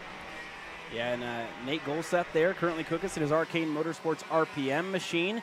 But looking down the timing charts here, Alessandro Truchot here this weekend, and I believe his first start in junior racing action in 2024 outside club races, if I'm not mistaken here, Alex. So there you have Alessandro Truchot on his return from Europe in the Parolin Racing machine. He's out there on the racetrack on what was a very dominant start to the year earlier on for the first round of the SCUSA Pro Tour, kind of sweeping the weekend that time out in the Mini Swift category and looking to move up here this weekend. So Alessandro going to be one of the drivers to look out for here. He's currently second on the timing screens here, 58.608. Ben Montien goes up to third. Maverick McKenna up to first here at 58.508. But how about it for Alessandro Truchot so far this session? And if I'm not mistaken here, Alex, I know you think he has another junior start so far this year. Yeah, on the national scene, his first one. So for Truchot, this is going to be an impressive showing for him so far. Already up into that that B group out of happy hour, and I think the pace is going to come to that driver because he's one of I'd say the biggest rising stars that we have here out of the States. Obviously, he does a lot of stuff over in Europe now this year and really last year as well. So when he does come to the States, it's always a good time for the Paralin driver there. 58.344 for Alessandro Truchot. That tops the board quicker than Vid Montien last time around. So for Truchot to be quicker than one of the main contenders here in this championship, like you mentioned, unfortunately got the DQ down in Dowsman, but before that, he was one of the main contenders in the championship. So for Alessandro Truchot, a 58.3 is very comparable to what we saw in the happy hour. 58.1 was fastest overall. So with 2 laps to go in this qualifying session, he could get a good tow here if it doesn't get held up by these 2 drivers in front of them. One of them being Jackson Wolney actually holding up the group. That's not really something that I thought I'd say heading into this weekend, as Jackson Wolney kind of holding up the group, but maybe he's trying to back off and get a good tow with 2 laps to go. Truchot makes the move there, so he's going to set up here for an absolute flyer with 1 to go. Yeah, and you see kind of Wolney just hopping around there in that final section of the racetrack, the section with arguably the most grip out there. So for Jackson, he's been struggling kind of on the KA package so far this weekend. He's been quite all right in the X30 Junior package so far, but just still missing that last little bit of pace. And again, when we talk about it, he's been struggling, but how about it for Nathan Golseth? Just went quickest, a 58.157 for Nate Golseth, and he just went 0.3 quicker than anybody else out on the racetrack. So for this kid here who spent a lot of time so far this year being from Texas, spent a lot of time in North Carolina the past couple of weeks training with the RPM team and doing their camp there, racing against the likes of Brent Cruz and a couple of other superstars. So to find himself this far up the field and in this qualifying session, a good start so far for Nate Golseth in this qualifying session. Obviously, we have one more group getting set to go out onto the racetrack after these drivers work their way into the pits. But Nathan Golseth currently quickest. Vid Montien crosses the stripe this time by, doesn't improve. Truchot going to be the next driver to cross here shortly. Golseth, I believe, the last driver to cross the stripe this time around, but can he improve any bit? Checkered flag in the air this time by. Going to have a good tow. Can Golseth improve his time? He does. A 57.920 for Nathan Golseth here in his Arcane Motorsports 826 machine. But we'll look at the lap times from happy hour and how he's going to stack up against Alexa Chico Brown, Peyton Westcott, and a couple of other drivers. And thumbs up in the air there for Nathan Golseth. He's happy about that lap time. He knows, because that's the fastest lap we've seen all weekend long turned by a KA100 junior driver. In practice 3, Chico Brown did a 57.95, so a 57.92. He sees it on the micron. He knows that lap is going to be tough to beat here when we get to Group A. Definitely going to be tough to beat. And I mean, again, a driver who at the start of this year found himself in the LCQs trying to fight his way out of them to put himself at the front and running the fastest lap time of the weekend so far in this KA100 junior class from the Group B is absolutely insane. So a big round of applause here for Nathan Golseth. But again, we still have a lot of hungry KA100 junior drivers getting set to come out onto the racetrack next.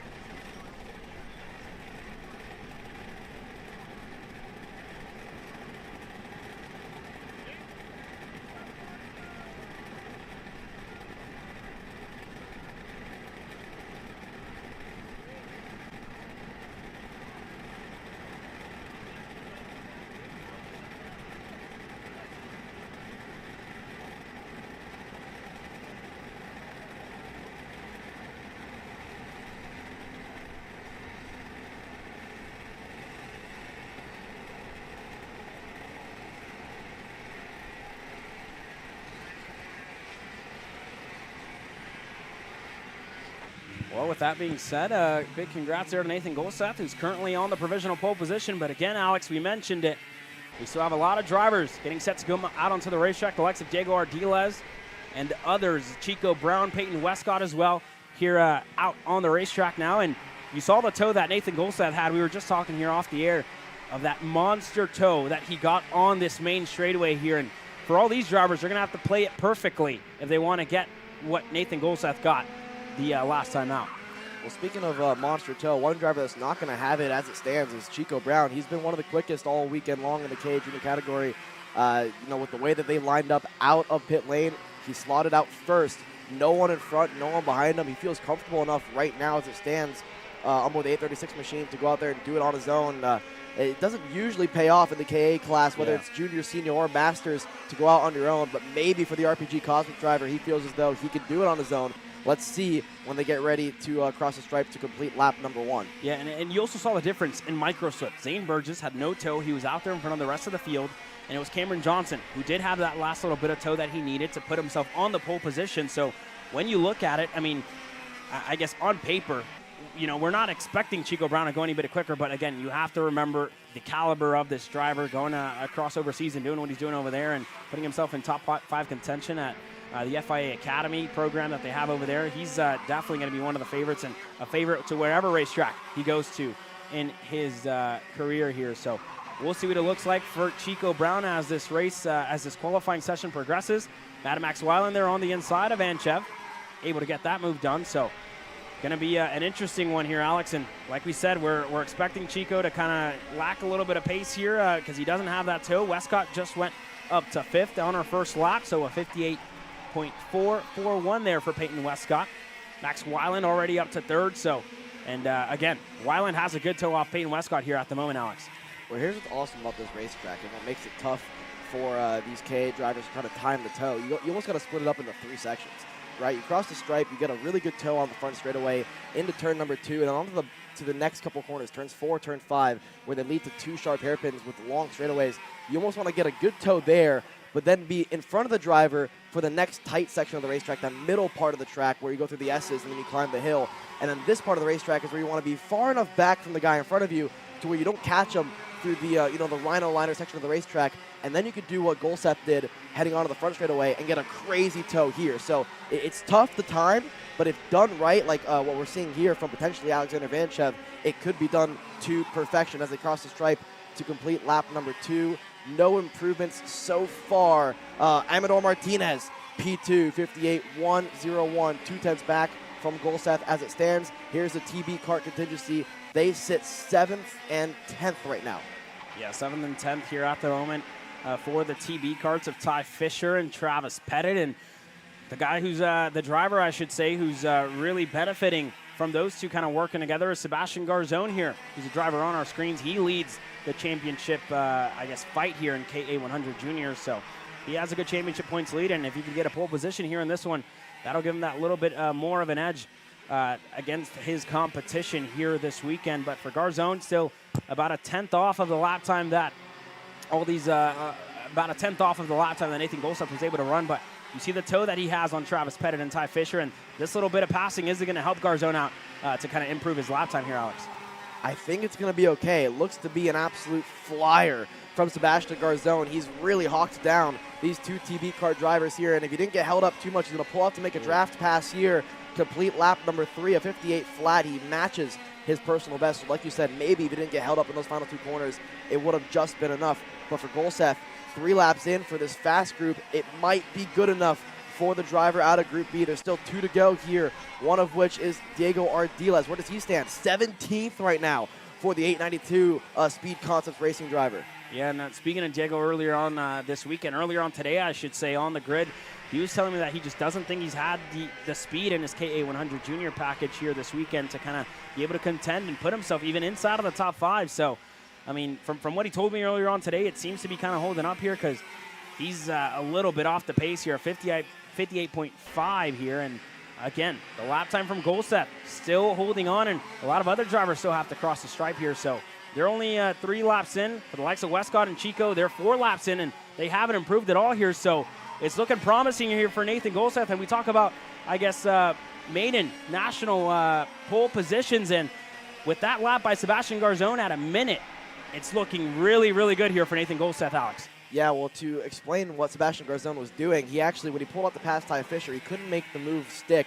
He backed off in lap number 4 to set up for this final, 5th and final lap here. Here's a look at Chico Brown.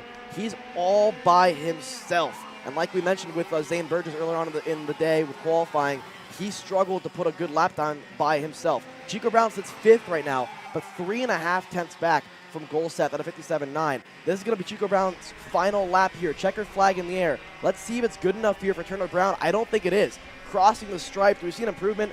No improvement for Westcott. Max Weiland improves on his final lap, a 58.117. He goes to 4th. Here comes the National Motorsports crew. Gassiet Lee 5th. Amador Martinez goes to P2, 57.997. Now it's time for the TB Kart crew. Oh, wow. I called it. Sebastian Garzone sets up the toe perfectly. A 57.868. He tops the board now. There goes Davin Roberts. He goes to 8th. No improvement for Diego Ardiles. He came in as your championship points leader in X30 Junior, but for KA Junior, it's not the same story. 18th only for Speed Concepts Racing's Diego Ardiles. Yeah, unfortunate there for Ardiles in this qualifying session, but Sebastian Garzone, you see that fist go up in the air. He's happy about that lap, and you know, it was goal set there for a second, but Garzone went even quicker, a 57.868. He's on the pole position here in KA 100 Junior, and for Nathan Golset out of Group B, he's going to line up alongside him in the heat races. Amador Martinez, your winner from Dowsman, going to line up 3rd, Weiland 4th, and Chase Gassiet-Lee going to round up your top 5 here. But what a qualifying session that did these KA 100 Juniors provide us. But when we come back from this quick commercial break, KA 100 Senior on the racetrack next. Brandon, why are there all these charges for just over $200 from Acceleration Kart Racing's website? That's because AKR gives you free shipping on orders of $200 or more within the continental US. Okay, but I thought you were just getting a pair of gloves. That's what, 70 bucks? But if I'm getting a new pair of gloves, I might as well get a new pair of shoes to match. And then on top of that, I'll get a neck brace because with the shipping, it's basically free. Yeah, I do not think the math checks out on that. Everything you need, all in one place and shipped to your door for free for orders of $200 or more. Exclusions apply. Spend responsibly. Shop AKR.com. I'm David Serra, 18-time Australian karting champion, and we're launching Kart Class. Kart Class is an advanced digital training program that suits a driver who's just starting out in the sport, all the way to the driver looking to win a national championship. In this program, you're going to be learning about how to find the ideal racing line and what an apex is, braking and throttle markers, wet weather racing lines, and how to overtake other competitors. We target how to brake in the wet weather, and we look on the mental side of kart racing as well with our mental skills coach. At the completion of this program, you'll be lighting up purple sectors in qualifying, know when to defend on the opening laps, and how to pressure your opposition into mistakes. We teach you the tools to be resilient and how to get in the right frame of mind before a race. We look to complete the whole package by getting a strong mindset, a driving style to suit all conditions, strategizing your race, and getting the last 1% from your team. We'll teach you how to win the final lap of a race, driving the wet like Max Verstappen, and creating the perfect bubble for yourself to mentally be in the zone. To find out more, click the link below.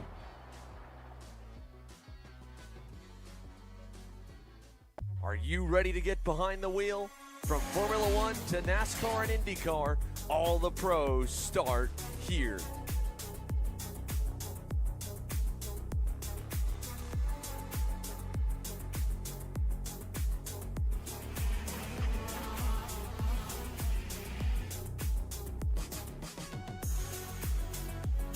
For more information, check us out online at mcckarting.com or call us and go racing today.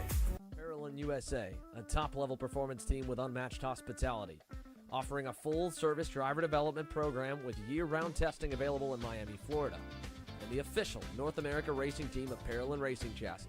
Chassis and parts available at ParolinUSA.com.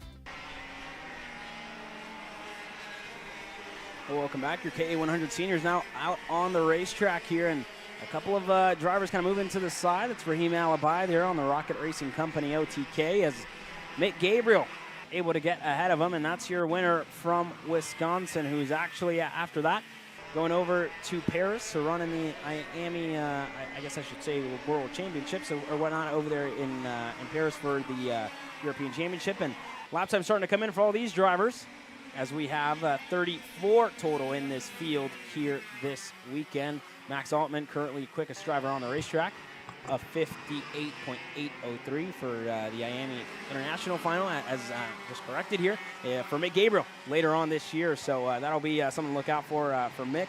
He's going to represent the U.S. Overseas later on this year. So we'll see what it looks like for Mick as he crosses the stripe here for the first time. And he let a couple of drivers pass, so not going to be too relative. But that speed sense driver there on our screens, currently the quickest at 58.803. And we'll see what the second lap looks like when they cross the stripe. But a big field so far here this weekend. 34 drivers total, Alex. Yeah, 34 drivers total in the K senior category. Actually, a little bit less than what we've come to expect here. Usually 45 plus for the United States Pro Kart Series. But as the season goes on, we're down to 34 KA seniors here at MCC. So two groups is how they're split up here for qualifying, 17 in one, 17 in the other. So for Quentin Angeli there, the 984 machine, 58.351 on lap number 2. That's good enough for provisional pole position, but we're expecting the drivers like Mick Gabriel and others to top the timing sheets. He had a rough happy hour, I'd say, for Mick, but he's looking pretty quick throughout the weekend when he is on the racetrack and is, going well on the more than 932 AM karting OTK machine here. So let's see as we get ready to complete lap number 2 for Mick Gabriel. What's the lap time going to boast? It's third overall for quick Mick Gabriel, the 941 Emery Lida on our screen. We've talked to him a lot of the weekend, the Hope CD driver. He's been struggling all weekend long with just too much grip on board the go-kart there. You still see him fighting the steering wheel through most of the corners there. He's about 8/10 back from where he would like to be in the session, and his bumper is dragging. His right rear part of the bumper maybe lost a bolt there, so not what you'd want to see. Let's see if he gets the black and orange flag here, if that bumper continues to drag there for Emery Lida. Yeah, unfortunately there for Emery. Casey Grittalk's very own, but that's going to be an early end for his qualifying session, and when he crosses the stripe, he most likely will get the meatball flag this time out. And we'll try to keep it hush-hush because I want to, trying to put in a good lap time. Either way, it's not going to stick because, he probably will get either some sort of penalty after the qualifying session there. But one driver there dropping a tire as lap times continue to shuffle around. Mick Gabriel just went quickest, a 58.208, and you saw kind of Porter there grab that white flag as he gets ready to throw that out next time by for lap number 4 for all these KA100 seniors. And next time around, going to be one lap to go for a lot of these drivers here, but for the 8:15 here, the 9:15 here on our screens, Valen Vakentesh, he currently sits 9th, so he's further back in the field as we follow the lead group with Mick Gabriel, currently the quickest driver on the racetrack, to the back straightaway. This time by, going to get the white flag in the air, Alex. Yeah, and he's going to get a point by here. So he actually had a pretty good draft and pass moment there, but goes wide. Man. So it's going to ruin his final lap there. He actually almost had a pretty decent setup here heading to the white flag for Mick Gabriel, but it's going to ruin this lap, but it might give him a decent run here heading to the final lap, and then Emery Lida pulls in, shaking his head, clearly an issue, or that's probably the meatball flag that he got for his bumper. So white flag in the air here for Mick Gabriel. And then the two National Motorsports drivers here, right? Ryan Persing and Kane Martin, they're inside the top 5. They sit 2nd and 4th. It's been a pretty strong year for Ryan Persing. For Kane Martin, he jumped onto the scene there in Dowsman with an incredible showing throughout all of the heat races into the final. Unfortunately, got moved out of the way in the latter stages of that one. But for Kane Martin, there is pace on board that 990 machine. And this time around, he's getting a good tow off of Ryan Persing and a decent tow there off of, I believe, Angeli there in front of them. So this looks to be pretty good for the National Motorsports crew. Mick Gabriel is leading these 3 behind him to the checkered flag. So this is not going to be a quick lap for the AEM karting group driver. But for Rocket Racing Company and for the 2 National Motorsports drivers, this could be decent here coming with the checkered flag. Yeah, to me it just seems like they're just a little too close here for comfort. But so checkered flag in the air this time around, and we'll see what it looks like for Mick Gabriel and others as they cross the stripe. And Raheem Alibi is able to improve a 58.487. But again, in my opinion, that was probably a little bit too close for comfort there, Alex, and not able to kind of either play off the draft from each other, more like a pushing session from what it looked like. So 17 drivers already working their way into the pits. Mick Gabriel currently holds on to the provisional pole position of 58.208.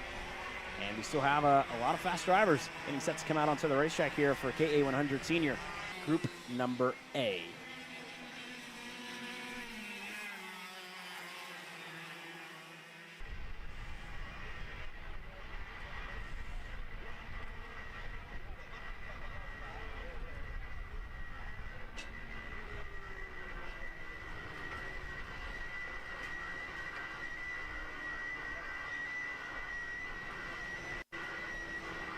see getting suited and booted to go out onto the racetrack. Aiden Rudolph there at the end of that one.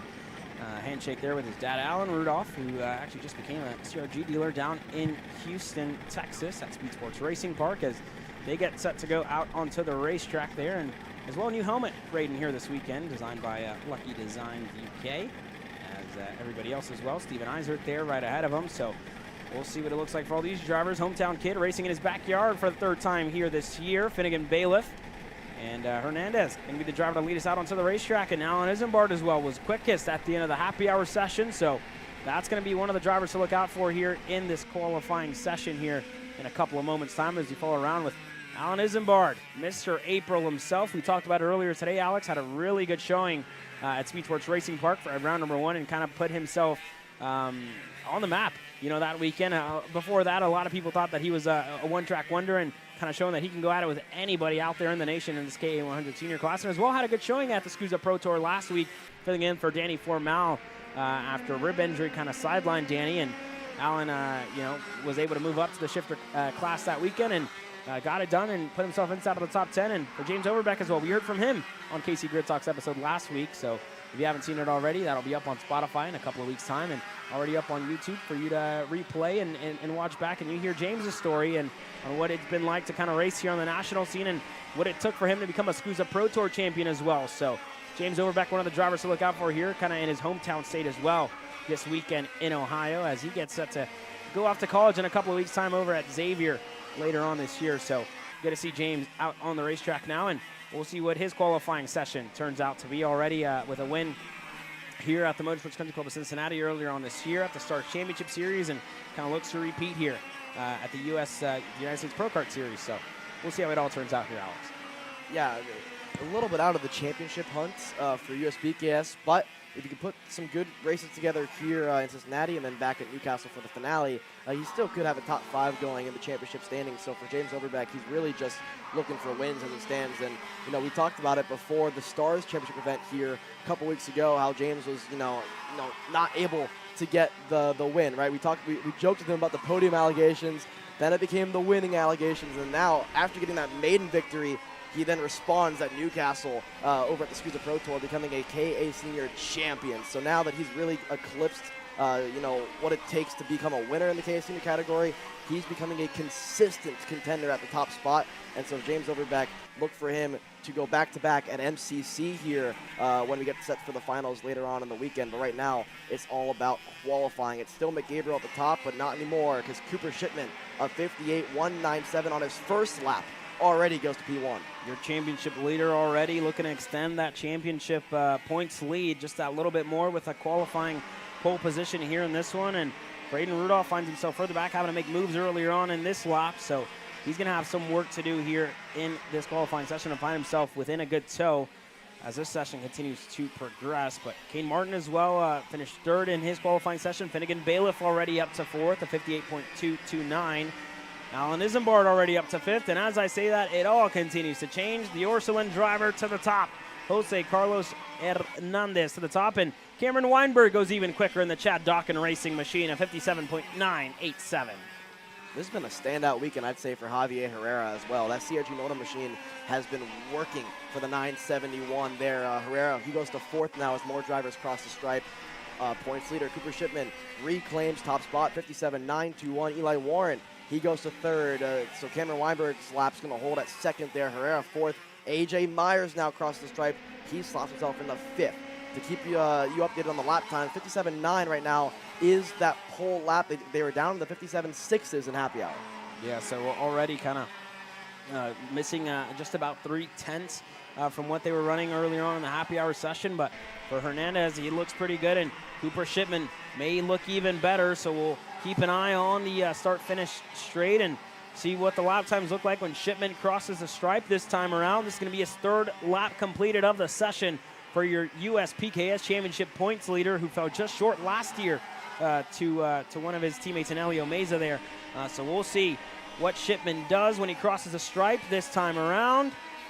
And he doesn't improve, a 58.1 there for Shipman. AJ Myers improves, a 57.876 for the Magic Man. To the top of the timing screens here, Fernando Luque goes up to third. Weinberg doesn't improve. Adrian Cruz is up to fifth. So a good showing for Adrian Cruz after coming back from a wrist injury here this weekend. A lot of pace in that Orsilon Racing OTK to put himself well inside of the top 5. AJ Myers, another driver in championship contention. You and I were joking with him on the grid. He was like, listen, I want to win this championship, and then maybe you'll see me in some X30 racing. So that'll be cool to see for the Magic Man right now. He sits top of the board. Luke Hay as well improves on his best lap. He goes to third. Like you said, Adrian Cruz, Jose Carlos Hernandez, a personal best 58.0. That puts him 8th. Overbeck up to 9th now for Isambard. The Sody Kart crew sits 10th and 11th. Not many improvements so far into the top 5. Luke Hay couldn't improve. Wow. AJ Myers improves again. 57.7, 8, 9. He puts 1.5 tenths on his championship rival, Cooper Shipman, with 1 lap to go in qualifying. And that was pretty much, I mean, he got a pretty good tow from the driver right ahead of him. Another one of the BJR LN karts there, it looks like. So from AJ Myers, letting him by, I don't know if he's going to be able to improve even more on this last lap, or we'll see what it looks like, because it almost looked like he was alone, and I don't think he was getting enough of a tow to kind of make a effect there on his lap prior. So a 57.7, that looks pretty strong. Shipman wasn't able to improve. A 58.2 last time around for Shipman. But everybody getting across the start-finish straight this time by, and checkered flag going to be in the air for AJ Myers and company. We'll see if he can improve. Overbeck next across the stripe. Can he improve? He does. Up to 7th here for James Overbeck. Weinberg next across the line, only 4th. Herrera's next across the stripe. Can he improve? Only 8th here. Myers doesn't improve. Into the pits, Eli Warren. Got a good tow there. Can he improve his lap time this time around? 6th is all he's got in the back. Shipman can't improve. Finnegan Bailiff across the line this time by. He doesn't improve either, and he currently sits down in 12th. As Steven Eisert crosses the line now, he improves. He's up to 4th, a 57.959 that time by for Steven Eisert. Aiden Rudolph going to be the last one across the stripe this time around, and he doesn't improve, I don't think. They're 22nd, going to be the best that Aiden Rudolph's got in the bag here, and that's kind of uncharacteristic there from the CRG Nordum of Rudolph here to start the year off. But AJ Myers on the pole position here to start off the weekend in your K8 100 senior class. When we come back from this quick commercial break, more qualifying action getting set to come your way with your mini Swifts, Group B and Group A. We'll be right back. You're watching Kart Chasers live coverage of the United States Pro Kart Series. This is Henry. Henry feels sad. Henry feels sad because it's time for his next big race and his go-kart is in bits. Henry doesn't know that Acceleration Kart Racing is the United States' #1 shop for all of your karting equipment needs. Henry also doesn't know that Acceleration Kart Racing can deliver anything from tires to race suits and even wheels directly to your front door or to the racetrack itself, quickly and efficiently, with tech support available 6 days a week. Poor Henry doesn't even know that Acceleration Kart Racing offers free shipping to mainland USA on selected product if you spend $200 or more. Do yourself a favor. Go to accelerationkarting.com and make sure that you are never left stuck on the pre-grid with Henry. Be smart and don't be like Henry.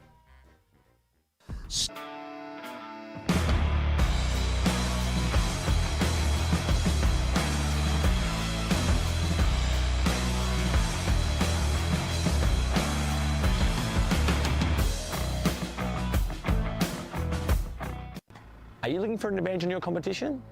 Well, Car Class has done the hard work for you. We've traveled to your racetracks to give you the inside knowledge. So what does Car Class offer? We've got drone footage that captures the racing lines, visual markers for your braking points, acceleration zones, and the best overtake opportunities on your racetrack. Pedal cam to show you where to brake and when to accelerate, and 360-degree footage to make sure you don't miss any parts on the racetrack. We've covered 13 racetracks in the United States, and Australia, you're up next. So visit carclass.com to get your track information. Are you ready to get behind the wheel? From Formula One to NASCAR and IndyCar, all the pros start here.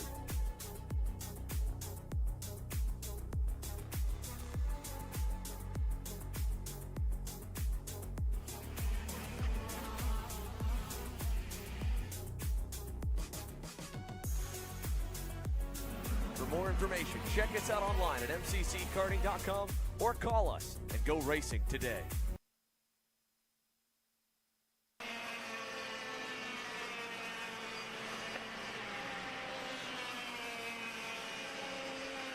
Welcome back here to the Motorsports Country Club of Cincinnati as your Mini Swifts out on the racetrack now, presented by Sodi Kart USA. We follow around Aston White and Alex Chandler, two kids local to the Houston area. Very close to me, I should say, out there in Houston. So these kids kind of race and go at it in club races out there, as you do, Alex, at AMR Homestead with all your kind of local drivers out there. So it's always cool to see kind of guys that you're used to seeing at the club level come out here to the national level and get out here and kind of get their toes wet and put themselves in the fight here this weekend. Again, this is Group B for your Mini Swifts. After them, Group number A is going to come out onto the racetrack with a couple of other drivers, the likes of Josh Bergman, Maxwell Macha, and a couple of others as well. So we'll see how they kind of work their way out. But at the moment, Paxton Romero just went quickest in the Benek machine. Bashi Jimenez in second. And it all changes around. Aston Wyatt just went quickest. And as I say that, William Vitor goes even quicker in his Jay Howard Trinity Karting Group machine. Yeah, I mean, again, this is what we expect on the opening lap, really opening couple of laps out of qualifying is a bunch of different lap time changes. Really just drivers kind of slot in line, find their drafting buddy, you know, who's faster, who's slower than them, and, you know, where they kind of want to be when lap 3, lap 4 rolls around. That money lap, like we like to say. It's less of a money lap situation for micro and mini Swift drivers. It's one of those, usually you see the best lap come on lap 5, but when you get to the junior and the senior categories, we'll see best laps roll off, you know, lap 3, lap 4. So, like I mentioned, the first couple laps is just drivers trying to find their partner, as we saw Aston Wyatt pushing Alex Chandler. So I expect those two to work together for a majority of this qualifying session. On our screen, this is William Vitor, the 113 machine. He sits second. Colton Schniegenberg, he goes to the top of 102.399, but lap times will continue to fall as the session goes on. Lap 2 now in the books here for Aston Wyatt. No improvement for him. William Vitor improves though, 102.269. He goes to the top. Yeah, so here for Aston Wyatt and Alex Chandler, they're currently on the rear bumper of Bashi Jimenez in the Benek machine, so they're going to look to get through, and they're going to work together to kind of push themselves ahead of that Benek. Wyatt kind of struggling to get that pass done. He gets it done now into turn number 4, so a little bit of a mix-up here for them, but William Vitor, again, still quickest, 102.269 for Vitor, and he's further back in the racetrack there as we follow along. That's Ethan Kubinski. And another one of the Trinity Karting Group Kart Republics, the 143 there on your screen. That's Robert Lash there, who's following around with Ethan Kubinski. So we're going to follow them around for a lap as Ethan Kubinski, who has, I guess, the most recent win in Swift categories here in this field. And he's found himself in Group B, just kind of still struggling to kind of adjust to the Mini Swift class this year. And again, different racing, different racers, and just a little bit of different stuff. Again, it's very similar engine to what he's used to running in the Micro Swift class, but after moving up, just a little bit of adjusting here nonetheless as Vitor resets that fastest lap of the session, a 102.123 there as Chandler has a spin there in turn number 2, so that's going to kind of leave him without his dancing partner in Aston Wyatt, so kind of wondering what happened there in between those two drivers to find Chandler kind of around and facing the wrong way in turn number 2, but they're going to cycle their way through already. 4 laps in the books here. Just about 2 laps to go for a lot of these drivers here at the moment. So this qualifying session getting really close to ending here for this Group B, Alex. Yeah, looking out of our beautiful timing and scoring and announcers booth here, thank you to Sean Bailiff for that. I mean, looks like there's not many drivers that have, you know, a tango partner anymore. They're all kind of by themselves. A lot of lap time starting to fall here, but there's still some improving going on. Harry Thomas, a 102.4, he goes to 3rd. Aston Wyatt with an improvement on that 3rd lap, as well as Paxton Romero. So we're still seeing personal best lap times here. This is one of the only 2 drivers that are working together as it stands at the moment with Robert Lash and Issa Kubinski. So let's see if there's any improvements here when they close out lap number 3 and head into lap number 4. But that's about it. The rest of the drivers, like the 117 Orsalon driver there and others, are by themselves here heading to the final lap of qualifying. That's not really what you want to see when you're in the Mini Swift category. There's the 116 machine. That's Colton Schniegenberg. He's on a TKG Kart Public this weekend, and he's looking pretty strong. He sits P2 right now in Group B. Still Group A to go as Robert Lash, another TKG Kart Public driver, he gets around Issa Kubinski. They're going to try to flip it around this time, roles reverse for the final lap. Maybe Kubinski can give Robert a push there and see if they can move up the order further than they are right now, 8th and 12th at the moment. Well, for Colton Schniegenberg, He put his best lap on lap number 1, and since then has been slowing down. So let's see if he pulls in the pits here. Maybe he goes for one more here in qualifying. Yeah, a lot of pace to kind of start off this session here for Colton Schniegenberg. Just about 2/10 off as William Vitor again goes even quicker, and that's going to be the end of his qualifying session. As checkered flag will be in the air this time by Harry Thomas, able to get up to second. Schniegenberg currently sits in third, doesn't have much of a tow or a draft here.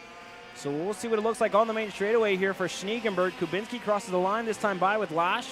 They're going side by side. Can Schniegenberg improve? He doesn't. 102.622 for Schniegenberg to end off his session, but at the moment as it stands, provisional pole position here. The way of the J. Howard Trinity Karting Group Kart Republic of William Vitor. A 102.049 so far. Harry Thomas second, and the driver here on your screen, Colton Schniegenberg, currently third. But still a lot of drivers still set to come out onto the racetrack on what looked to be, I think if I'm not mistaken here, Benja Fernandez was quickest at the end of happy hour. So that's a good showing as well for Benja on the SLA racing machine. And we'll see how these drivers kind of get set to go green. Ashton Woon leads the championship so far in the mini Swift category here at the United States Pro Kart Series. So a lot of drivers getting set to come out onto the racetrack here, Alex. Yeah, 15 more drivers set to hit the racetrack. They're doing mid to high 101s in happy hour, so a 102 flat might be good enough just to be out to the top 10 when the Group A hits the racetrack. But it was Royce Vega who topped the board in happy hour ahead of Nicholas Orbeza. 1/1000th of a second separated your fastest two drivers in Mini Swift. Mika Baruch, Simon Klein, Marco Samet was your top 5. And then it was Max Omacha, Rocco Simone. Good to have him back here in the States. Ben Gleberman, Parker Ives in 9th. Remember, we saw Parker Ives struggling a bit for pace on the one lap pace. His overall long run pace has been pretty good on board the RPM machine, but on the one lap pace, I think is a bit defined. And then John McClellan was your top 10. So all those drivers were in the 101s. So by that standard, that 102 flat here by William Vitor may or may not hold as drivers hit the racetrack, with Royce Vega leading them to the green flag next time around. 5 laps is the distance for qualifying here, Caleb. Yeah, so my mistake there. Thank you for the correction there. Benja Fernandez wasn't quickest. It was Royce Vega indeed there at the end of the happy hour session. But again, we saw a lot of drivers kind of struggle for that long run pace in happy hour session. And again, this is a different session than happy hour, right? Less laps. You only have 5. You had about 10 or 9 there in happy hour. So we'll see what it looks like for all these drivers. But the kid from Dallas, Texas has been the fastest so far here this weekend. And the Bannock machine, again, I kind of joked around with Royce's dad earlier on this year, telling him that, you know, Royce seemed to struggle a little bit in qualifying, and joked around with Royce here as well. He was like, kind of telling me, he was like, I make it hard on myself every time I get to a qualifying session, and I have to do a lot of work when it comes to the races. But you already see Royce doesn't want to be the driver to lead the group, and you know, that's quite smart. You don't want to be the driver towing everybody around, but oh man, at such a young age, already some games being played here. Max Omacha getting to the tail end of this group. Marco Samet, Max Omacha kind of wants to get on with it, wants to lead this group away, but everybody kind of playing games here early on in this qualifying session here, Alex. Yeah, Max Omacha says, you know what, if you guys aren't going to go, I might as well just lead this group to the green flag. He knows, listen, lap 1, lap 2 is not really the lap that you expect to go quickest. So it's all about finding the right spot on the racetrack. And for Royce Vega, almost the wrong spot on the racetrack, drops the tire entering turn number 1. It actually kind of helped him out because his whole goal was to be the back of this train. It put him there, maybe a little bit too far back for Obezo. He didn't want to lead this group. He's going to fall back to 5th in line now. Max Omacha, smart enough, he's going to move out of the way as well. And when it's all said and done, I think it was Simon Klein who now leads this group. Samet sits 3rd. It's chaos to start this qualifying session here.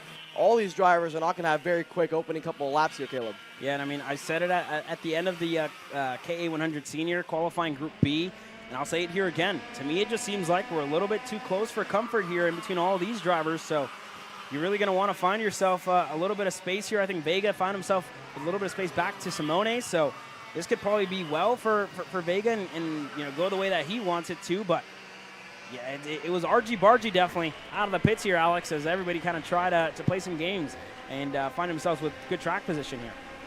And the lap number 1, I mean, even with all the games which are being played, Ben Gleberman, one of the only drivers not involved in this, in this mix. He came onto the scene when it was all done, so he sits 7th in line. These 4 drivers, and then the next group, he's the 3rd one in line there. He found himself top of the board, but not for long. Josh Bergman now on 101.869. He won unofficially at the Stars Championship Series event here at MCC. It got taken away with a post-race penalty, but he has been incredibly quick in this summer stretch on board the TKG Kart Public. So for Josh Bergman, he's looking to actually get his first maiden national win, make it stick for him. A 101.8 is a pretty good opening lap. There's Parker Ives going at it there with, I believe, Orbezo.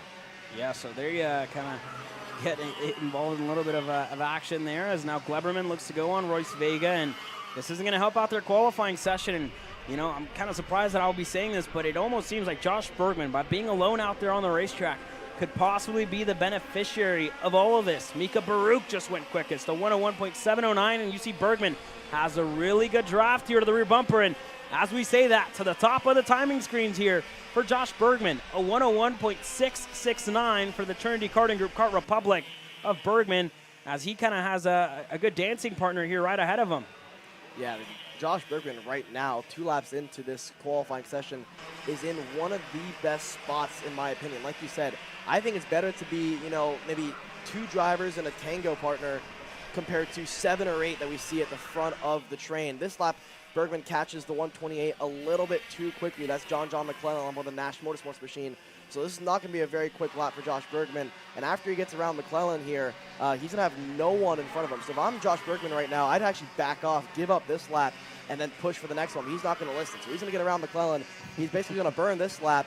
And then the next one, he's going to have a bad run on the front straightaway and nobody to draft off of in front of him. So a 101.669 right now is the time to beat. Royce Vega now finally slots in line. He goes to P2. Mika Baruch sits in 3rd now. So the top 3 separated by 0.04 of a second.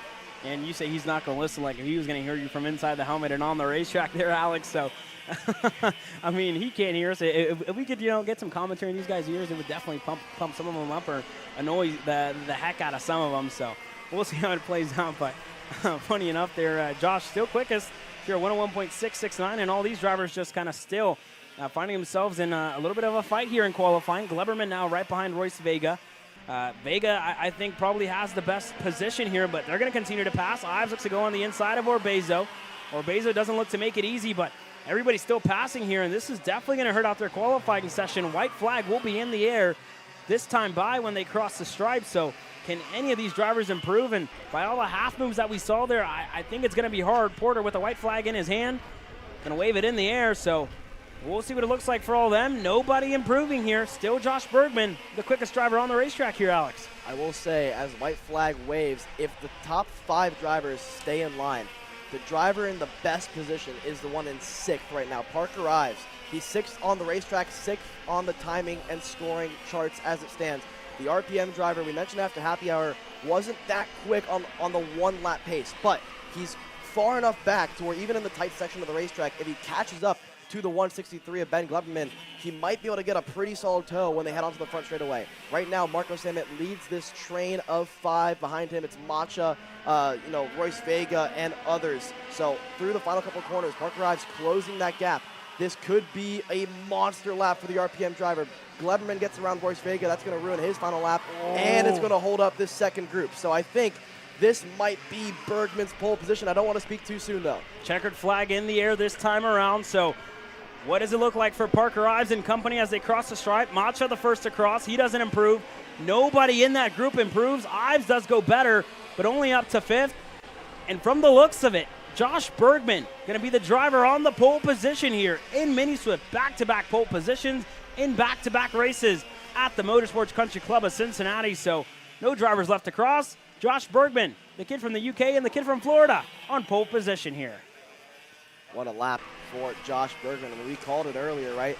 He was in the best position on the racetrack. I'd rather be in a 2-kart group than with 8 or 9 go-karts fighting like it's a final lap of a feature race. So congratulations to Josh Bergman. Like you said, back-to-back poles here at the MCC Kartplex. It's TKG on top. Royce Vega second. Mika Baruch, Rocco Simone, Parker Ives, your top 5. And then it's Orbezo, Gleberman, Samet, McClellan, and William Vitor. That's your top 10. Yeah, I mean, I'm a guy from Texas, so I call it a good old Texas 2-step whenever you find somebody else to go out there and, you push and work together. And for that way, it seemed like it worked out for Josh Bergman this time by. Probably knows nothing about a Texas 2-step because I'm pretty sure you guys don't have that down in Florida.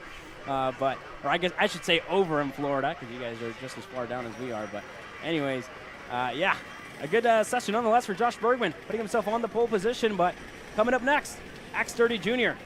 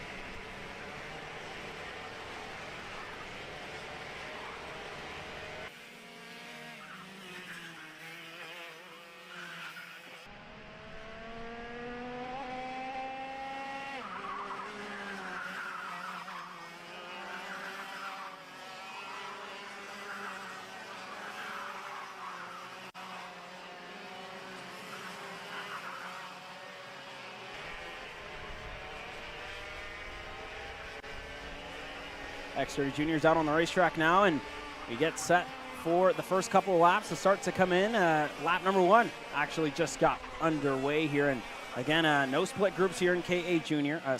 Goodness gracious, X30 Junior. Chico Brown, driver who's going to lead us out of the pits here. Diego Ardiles currently in that second spot. Again, speaking to him earlier on today, he said he feels much more comfortable in the X30 class than he does on that KA 100 Junior class, and you saw he's on the back foot there in KA, starting just in the teens, 18th, I believe, if I'm not mistaken here, Alex. And Woney as well found himself further back in group number B in Junior. So a lot of work to do for Woney in that class, but they've been looking pretty promising here in X30, so we'll see what it looks like for them. And again, similar concept here for Chico Brown this time out. Wanted to go out. Is it going to look back? And no draft pretty much needed here in this one. I mean, it would help, but again, I think getting out there and setting lap times here will definitely work out. And Chico Brown already goes quickest, a 56.435 for Chico. Diego goes second, and Enzo Vinmontian now goes up to second. Chase Gassiet-Lee now goes up to second. So the Nash Motorsports machine, some pretty good pace here out of the box. Yeah, out of the box, I mean, this first lap is just to really catch your bearings, figure out, where your piece stands compared to everybody else, and really get the tires in the right window to put down a flyer when it comes down to lap 2, 3, and 4. Not many drivers are doing their best lap on lap 5, as we come to expect as the season rolls on. So really, that the window changes compared to how you set the go-kart up. But most of the time, it's after lap number 3. We've seen lap times down in the high 55s, low 56s, so the lap times will continue to fall. But this is more of the same here for what we've seen all weekend long. Turner Chico Brown has been incredibly quick. He's had a rocket ship attached to that RPG Cosmic all weekend long in the X30 side of things. The only driver close to him has been Diego Ardila. Jackson Woney's been a couple of tenths off throughout the weekend. Here we go, lap number 2 underway here. Turner Brown, 56.171. He's going to hold on to that top spot. Enzo Vinmontian, P2. Chase Gassiet-Lee, 3rd. Vanchev up to 4th. Sarah Bradley now is going to take that 4th spot away. But for Diego Ardiles, for Jackson Woney, the Speed Concepts Red Speed drivers, they're down in 9th and 11th. Woney on the KR, obviously there, but still struggling as a whole. The Speed Concepts teams this weekend is what it seems to be. Yeah, and again, I mean, a driver that I expected to have a little bit more pace in this X30 Junior class is Max Weiland as well. I mean, for me, he had a really good happy hour session, and here kind of to start this one off, hasn't had the pace over the 2 laps, but again, just the start of this session, 5 laps, and you see there Enzo Vinmontian kind of goes up a little bit. You see the grip that he has in that Kart Republic, so we'll see what it looks like for them when they cross the stripe this time around, and possibly Weiland in the best spot here. You see that gap kind of close down, and Enzo Vinmontian in an even better spot goes up to the pole at 56.156, being at the tail end of this group, and you saw your hand signals there, Alex, kind of signaling to the draft that Enzo Vinmontian has, and Jackson Woney definitely knows it. Going to switch it around here and go to the tail end of this group. So this is the fastest pairing on the fastest trio, I should say, on the racetrack, as Iago Lempin goes up to 3rd here, at 56.258 for Iago, and everybody else kind of still looking for that last little bit of pace here on the racetrack. It's the Brazilian right in the middle of this group who's quickest at the moment. Yeah, let's see how this lap pays off for Max Weiland for Vidmontien. Only obviously lifted, but this time around, it looks like Max Weiland is either pulling away from Vidmontien or Enzo has backed off on this lap to get a really good tow to start the white flag lap this time around. Turner, Chico Brown, all by himself, 56 flat. He retakes the top spot. White flag in the air for Vidmontien and others. Here goes Turner, Chico Brown through turn number 4 now. He's already on his final lap of qualifying here. He goes purple, a 10th clear of Vidmontien. Iago Lempin improves on his lap again, 56.258. He's in third. Weiland couldn't improve on his 4th lap. Bradley couldn't improve. Not many drivers improving on their best lap besides Turner Brown here, Caleb. Yeah, not many other drivers being able to improve here. 56.082 for the RPG Cosmic here, and this is going to be his final lap around, and he's going to get the checkered flag this time out, so he's going to be the first driver to get it. Has a pretty good gap back to whoever else is right behind him. Sorry, white flag in the air. No, checkered flag in the air this time by. Good confusion there. Porter kind of keeping me on my toes here, and Chico Brown goes even quicker. A 56.029 for the kid from California, holding on to the pole position here and even extending that pole position, and this is exactly what Chico needs to get himself back in the championship conversation here at the United States Pro Kart Series, Alex. Yeah, Enzo Vidmontien comes into the pit lane, doesn't even want to finish his 5th and final lap. Sarah Bradley improves on her personal best. She goes to 4th, 56.290. A couple more drivers are getting ready to see the checkered flag. Iago Lempin, one of them, he couldn't improve on his best lap. 3rd is the best he can do. So far, so good. A couple more drivers to cross the stripe before we can officially crown Turner Chico Brown as the pole sitter here at MCC Kartplex for X30 Junior, and I think we can. The RPG Cosmic driver, Turner Brown on pole, Vidmontien 2nd, Lempin 3rd, Bradley 4th, Max Weiland 5th, Fausto Arnaldo, the Inter-MS Kart Public driver, in 6th, Diego Ardiles, the best he could do was 7th, Chase Gassiet Lee in 8th, Ty Fisher, and Tristan Murphy rounds out your top 10. And you go back to Michael McGoy in 11th, Fion Shi in 12th, Alexander Vanchev 13th, Davin Roberts 14th, and Lillian Scarborough rounds up your top 15 drivers here in X30 Junior. Quick commercial break. When we come back, KA Masters and X30 Pro. Who's going to round up the day here before we go quite on the airwaves until tomorrow morning. But you're watching Kart Chasers live coverage of the United States Pro Kart Series. Brandon, why are there all these charges for just over $200 from Acceleration Kart Racing's website? That's because AKR gives you free shipping on orders of $200 or more within the continental US. Okay, but I thought you were just getting a pair of gloves. That's what, 70 bucks? But if I'm getting a new pair of gloves, I might as well get a new pair of shoes to match. And then on top of that, I'll get a neck brace because with the shipping, it's basically free. Yeah, I do not think the math checks out on that. Everything you need, all in one place and shipped to your door for free for orders of $200 or more. Exclusions apply. Spend responsibly. Shop AKR.com. I'm David Serra, 18-time Australian karting champion, and we're launching Kart Class. Kart Class is an advanced digital training program that suits a driver who's just starting out in the sport, all the way to the driver looking to win a national championship. In this program, you're going to be learning about how to find the ideal racing line and what an apex is. Braking and throttle markers, wet weather racing lines, and how to overtake other competitors. We target how to brake in the wet weather, and we look on the mental side of kart racing as well with our mental skills coach. At the completion of this program, you'll be lighting up purple sectors in qualifying, know when to defend on the opening laps, and how to pressure your opposition into mistakes. We teach you the tools to be resilient and how to get in the right frame of mind before a race. We look to complete the whole package by getting a strong mindset, a driving style to suit all conditions, strategizing your race, and getting the last 1% from your team. We'll teach you how to win the final lap of a race, driving the wet like Max Verstappen, and creating the perfect bubble for yourself to mentally be in the zone. To find out more, click the link below.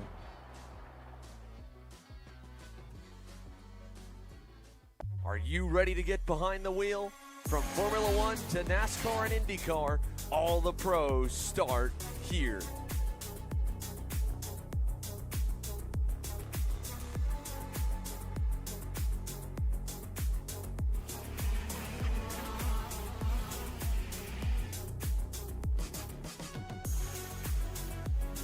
For more information, check us out online at mcckarting.com or call us and go racing today. USA, a top-level performance team with unmatched hospitality, offering a full-service driver development program with year-round testing available in Miami, Florida, and the official North America racing team of Parolin Racing Chassis. Chassis and parts available at ParolinUSA.com. The KA100 Masters on the racetrack now, presented by Nash Motorsports. About 13 drivers total here this weekend, or I should say 12 drivers total here this weekend. Janae Din unfortunately sidelined after incident yesterday in the practice sessions, because put him out of contention here for racing action, and looks set to make his return in a couple of weeks' time when we go to the Texas Sprint Racing Series later on this month. But that's going to leave Janae Din sidelined here this weekend, unfortunately. And Martin Stone here on the racetrack now, and currently 5th here for the RPG Cosmic driver. And a cool story here by Martin Stone, actually was a mechanic there for Lando Norris for that Ricky Flynn Motorsports team whenever Lando did win that World Championship. So Martin definitely some say, he was the key there to that victory there for Lando Norris, and for the key to his victory earlier on this year as well at Miami. So good to see Martin here lapping around and finding himself inside the top 5 here at the moment, a 59.700. But Andy Kutcher, currently the quickest driver on the racetrack, a 59.302 here for Andy. Yeah, we're getting ready to cross the stripe to complete lap number 2. Nicky Coelho goes to the top of the board, 59.205. Here comes Martin Stone, head down, trying to get as much of a straight line speed as possible. It puts him 3rd. Laurenti Mardan, 59.173. The Technocart driver goes to the top of the board. Clay Settles now sits in 3rd. Andy Kutcher could not improve. One of the only drivers in the top 10 to not improve on his second lap there. Tom Gertzner to 6th, now 7th, now back to 6th as he retakes that 6th spot over Scott Carapoletti. Miguel Mir, no improvement. Austin Queen, no improvement. Paul Lafonte improves. He goes to 9th now. 2 laps in the books here. Here's a look at Nicky Coelho on board the 481 machine. He's been quick all season long here at the United States Pro Kart Series. He was fast at Dousman. Is transferred over here to MCC. He sits P2 right now. Yeah, currently sits 2nd. Laurencio Mardan in the Technocart. A lot of pace so far. But we're going to follow along with Nicky Coelho as he gets sets across the stripe this time around. And what does it look like there for Nicky? Can he improve? He doesn't. Only a 59.277, so a couple of hundredths slower than his quickest lap here on lap number 3. So 2 laps to go for all these drivers, and Laurencio wasn't able to improve either. He was about a 10th slower than his quickest lap time, a 59.252 for your provisional pole sitter here on Laurencio Mardan. So still a lot left here, just about 2 laps for these KA100 Masters here, Alex. And as we say that, goodness gracious, Tom Gershner to the top of 59.029 for the oldest driver in the field here, Alex. There's some magic on that Magic Kart machine. Tom Gerstner, a 59 flat. He puts a 10th and a half on the field in KA Masters. I think he's looking over at his mechanics right now, trying to figure out where he stands at the moment. He knows that lap time is pretty good here. Let's see if that's going to hold. He has to make it last for 2 more laps.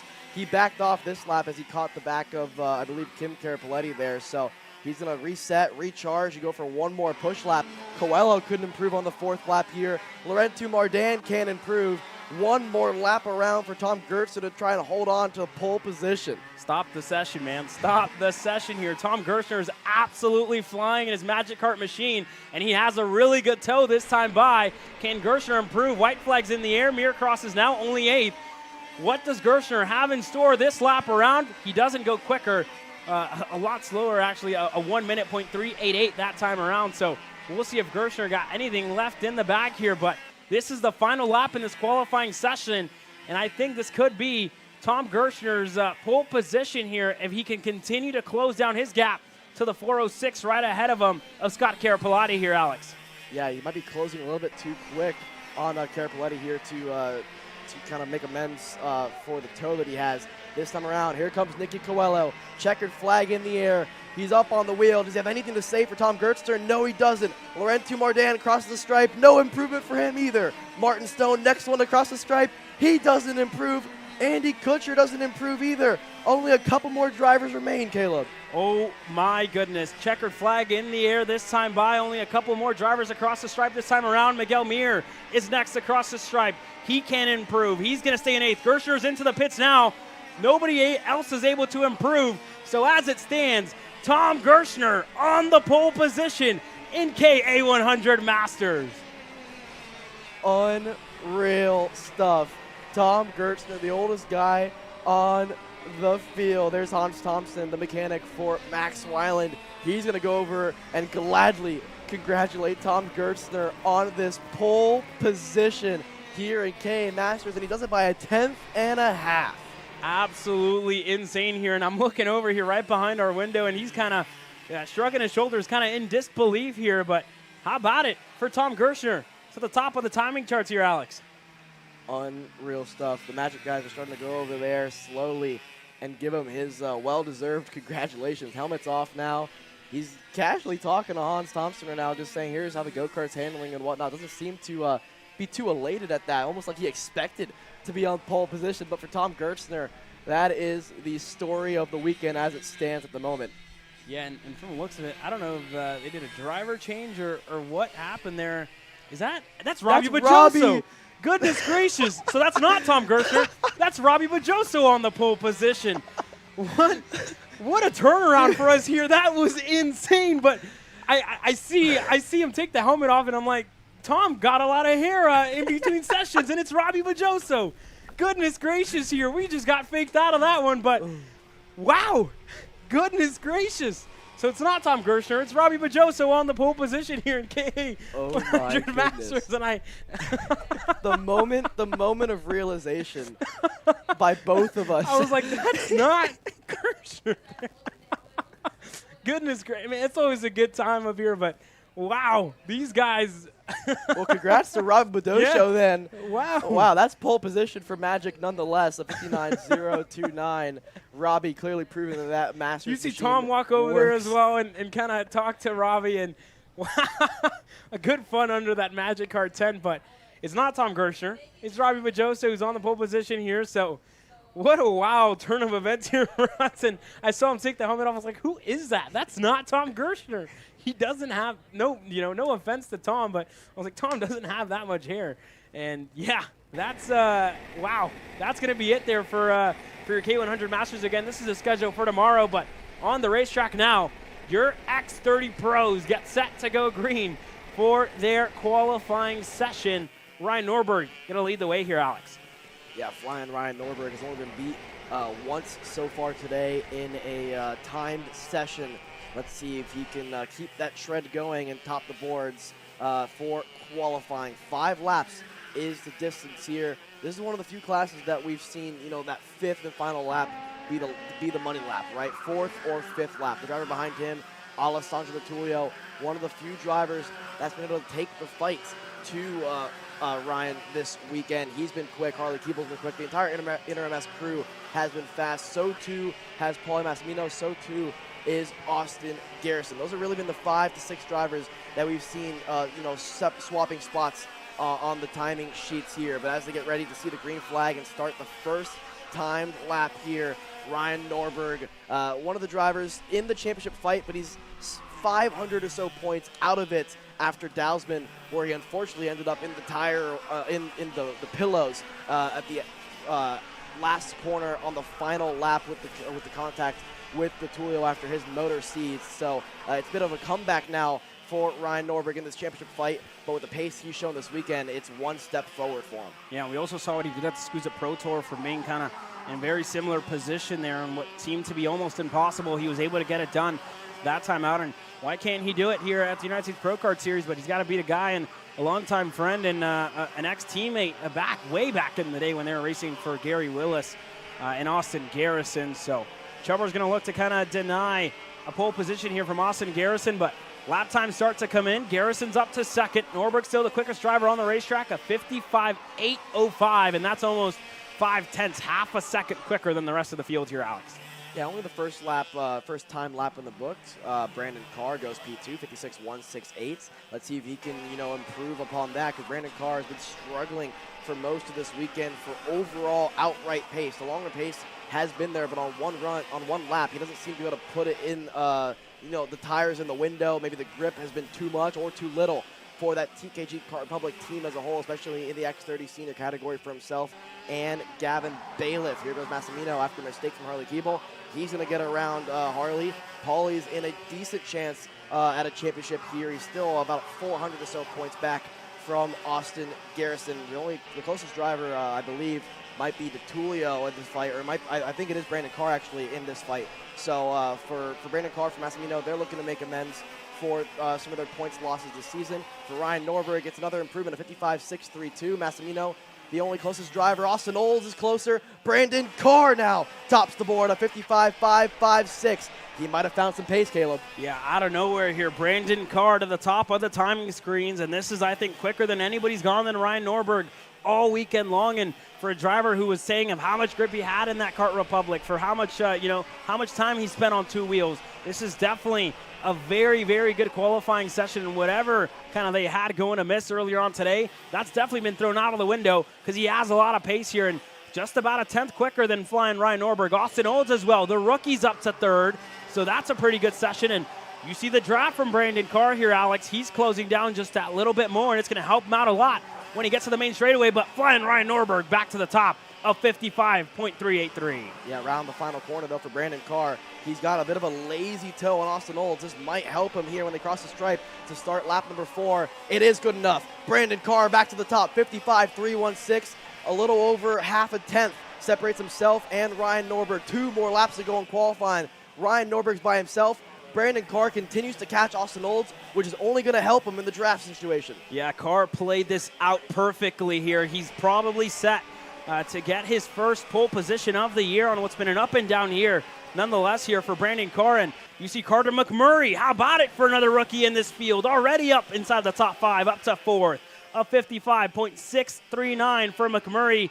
Everybody else kind of struggling for pace here, but we're going to stay glued here to the start-finish line as Brandon Carr gets set to go around. Norberg doesn't improve. Brandon Carr again is going to have a monster toe this time by. ADT's up to third now. What does Brandon Carr have in the back here? White flag in the air by Porter. What does Carr have left here? Can he go even quicker? He does. A 55.293 for the flying Brit here in Brandon Carr. Hold on to the provisional pole position here, Alex. This is incredible stuff for Brandon Carr. Ryan Norberg's kart starting to fade here late in this qualifying session. DeTulio improves. Luis Speck improves on his best lap. 55.5, his first time in the top 5 all weekend long. Austin Olds sits 5th. Keeble improves as well to go to 6th. McMurray, another improvement. He's 7th. Half a lap to go for these X30 Pro senior drivers, and it's all about Brandon Carr right now. Yeah, Ryan's, I think, getting set to cross the finish line here in a couple of moments' time, so we'll see where Ryan is. Checkered flag in hand here for Porter. Ryan going to be the first one across the line. Can he improve any bit? Into the pits here for Ryan Norberg. He's not going to improve as ADT crosses the line now. He doesn't improve either. Harley Keeble, Massimino next. Only 6th for Keeble, 8th for Massimino. More and more drivers. Luis Speck, he can't improve. Olds doesn't improve. Carr doesn't improve. We wait here, but it looks good for the Trinity Karting Group Kart Republic team of Brandon Carr, who holds on to the provisional pole position here. Cicero across the line next. She doesn't improve here, so not enough. Only 12th. And I think it's safe to say it now, Alex. Brandon Carr on pole position for the first time in 2024. Wow, what a quick turnaround for the TKG Kart Republic driver. You were speaking to them earlier today. He said, listen, I got too much grip in the go-kart, and I don't know what to change. You said he threw the kitchen sink at it in happy hour. Seems to work here in qualifying. Puts almost a tenth between himself and Ryan Norberg, who bailed on his final flying lap. DeTulio goes 3rd. Luis Speck, what a run for the Race Lab TV kart driver. He's 4th. Austin Olds, a rookie in the senior category. He goes 5th. Keeble 6th. Another rookie, the Comp Kart driver, Carter McMurray, in his maiden X30 Pro senior start. He's qualified 7th ahead of Paulie Massimino and Austin Garrison. Gavin Bailiff has found some pace on board that Kart Public Kart, considering he hasn't driven an X30 in race situations in over a year. So for Gavin Bailiff, it's 10th for him. But for Sean Bailiff, the owner of TKG Kart Public, he's going to be incredibly proud of not only his sons, but Brandon Carr as well. And here's the congratulations from Sean Bailiff. A really simple thumbs up and a number 1 to the number 1 driver this qualifying session in Brandon Carr. Yeah, how about it there? So that's going to be a good one to end off the day here on this beautiful Friday afternoon at the Motorsports Country Club of Cincinnati. We'll hear from all these drivers tomorrow bright and early when we go live at 8:30 a.m. Eastern. I almost said p.m. there, sorry. 8:30 a.m. Eastern, but that's it for Friday afternoon. We saw happy hour, we saw qualifying. now it's time for the USPKS cookout. So all these hardworking mechanics and team owners and the entire hardworking USPKS crew and all of us can get some rest. But for TKG, it's smiles to end off the day on this beautiful Friday afternoon. This has been Kart Chasers live coverage of Friday afternoon here at the Motorsports Country Club of Cincinnati. We'll see you bright and early tomorrow morning.